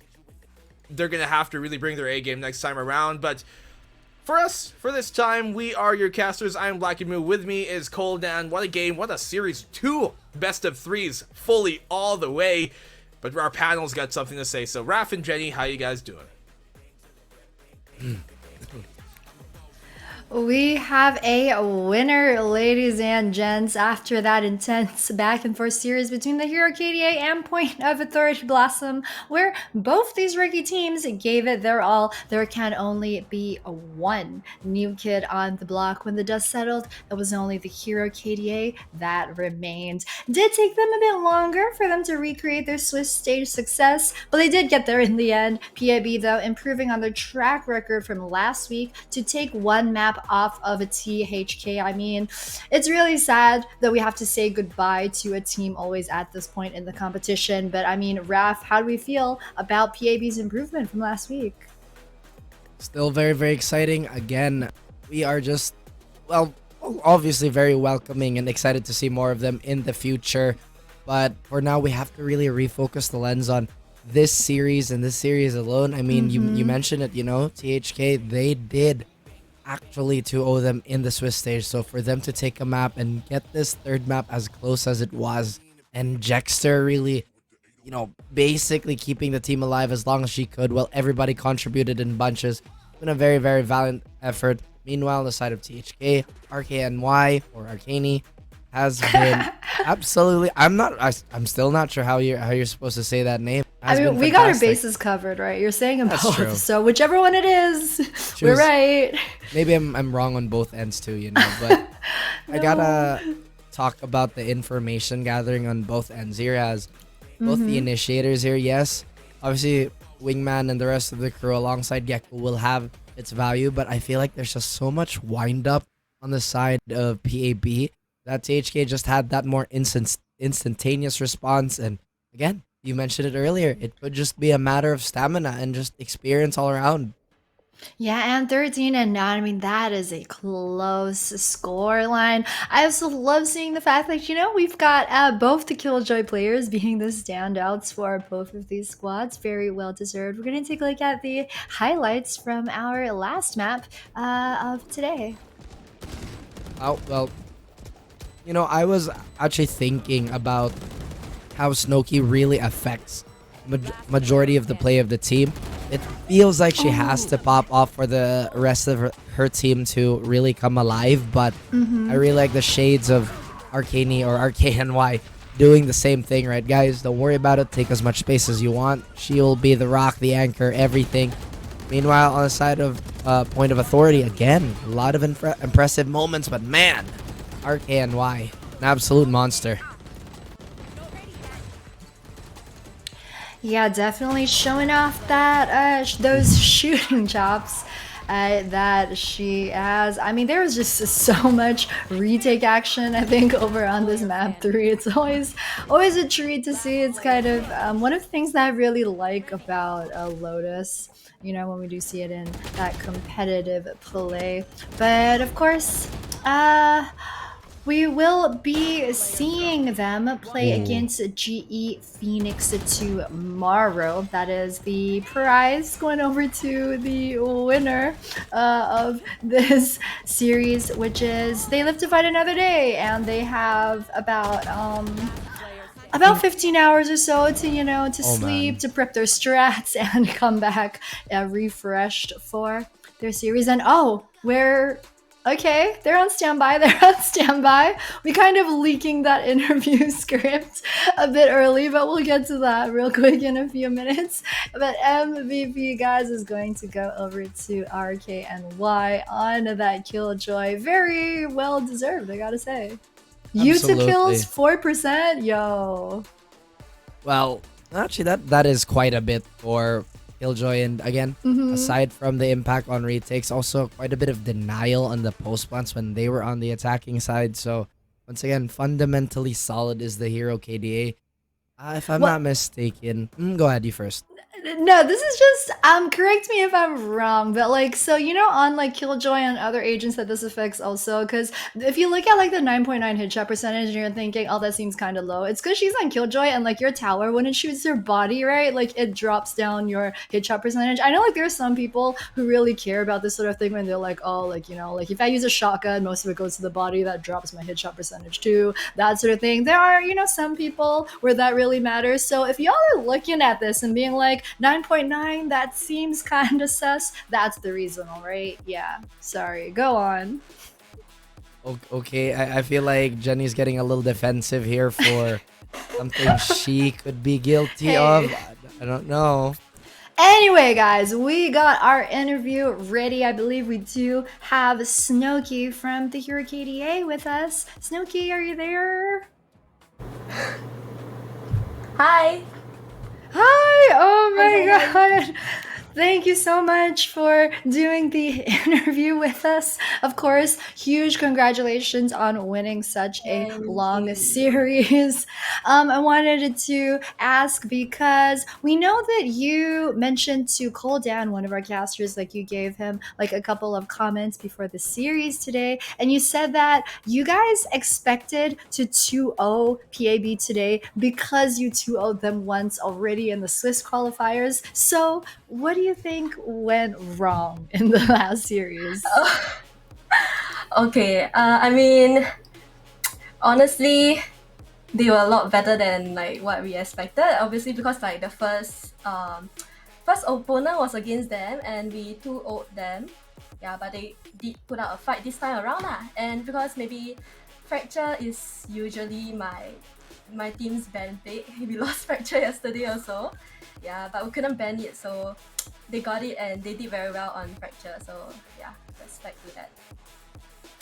Don't leak the strats. Don't tell those other teams y'all don't want to play Fractures now. It's okay. Oh, It's we love Fracture, okay. guys.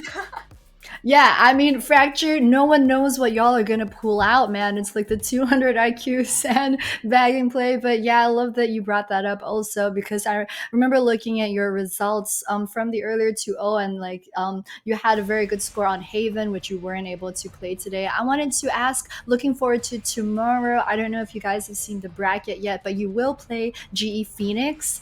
What is the game plan going into tomorrow without leaking too many strats? What's the game plan? Oh, we are saying GE?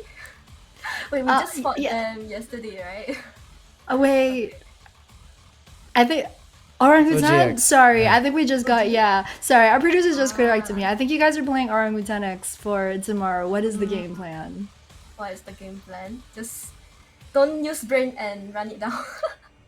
Try our best. Oh man, Try our best. I was Why about to you say, is the coming? game plan this Snowkey go kill again? Because we saw a lot of that in Ascent, to be honest with you. Once you picked that up, it was, well, a different, a different game. This is such a random question, but is that also a wingman behind you? Do you also have a wingman? Oh, Which one? No?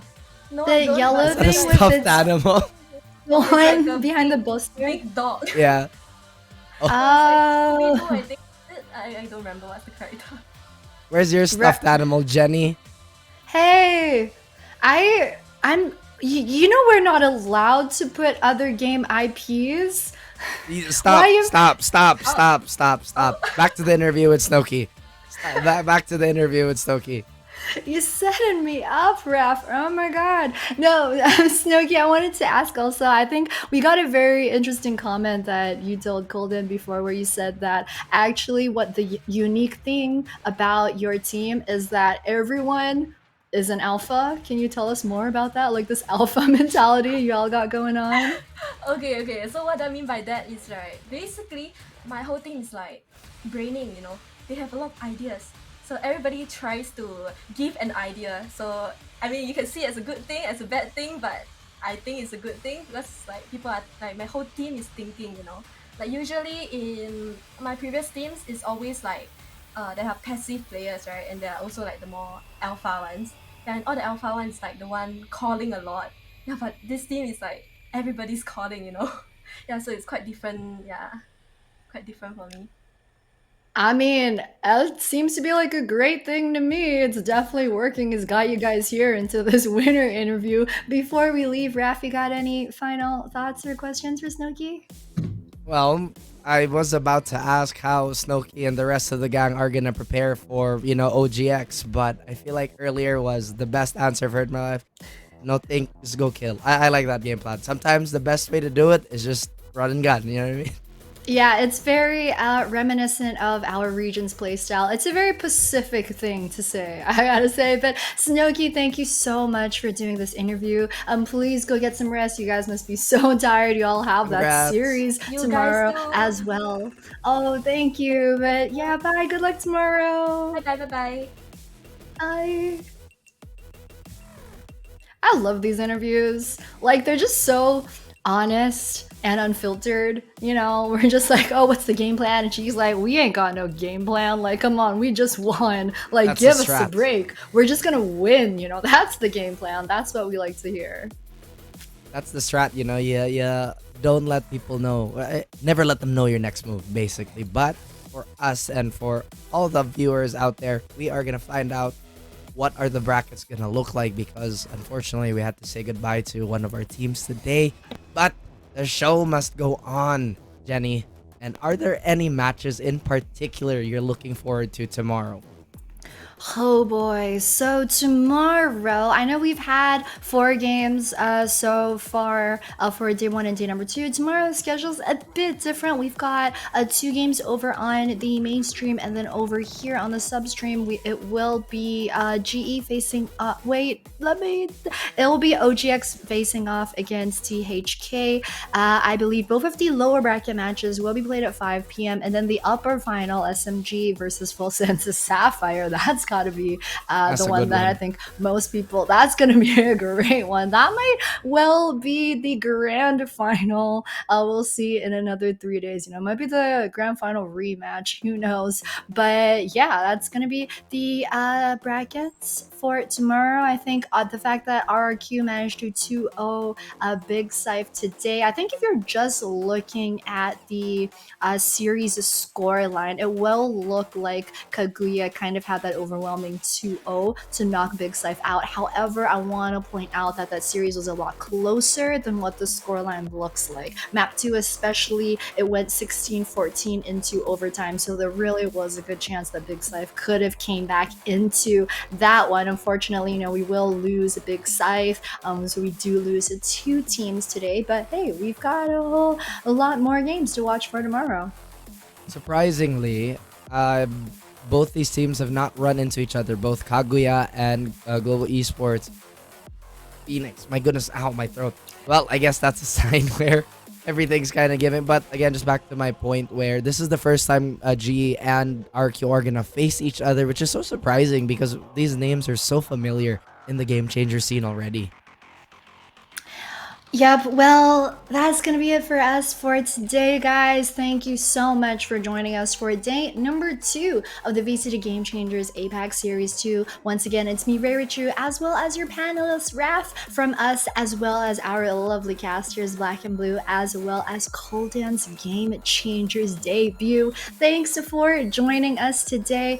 Also, after the recent news that broke during the games this evening, we just want to say before we wrap, you know, just reach out to your loved ones, check in on them, remind them that all of you Always. out there are loved. We'll see you guys back here again tomorrow. Peace.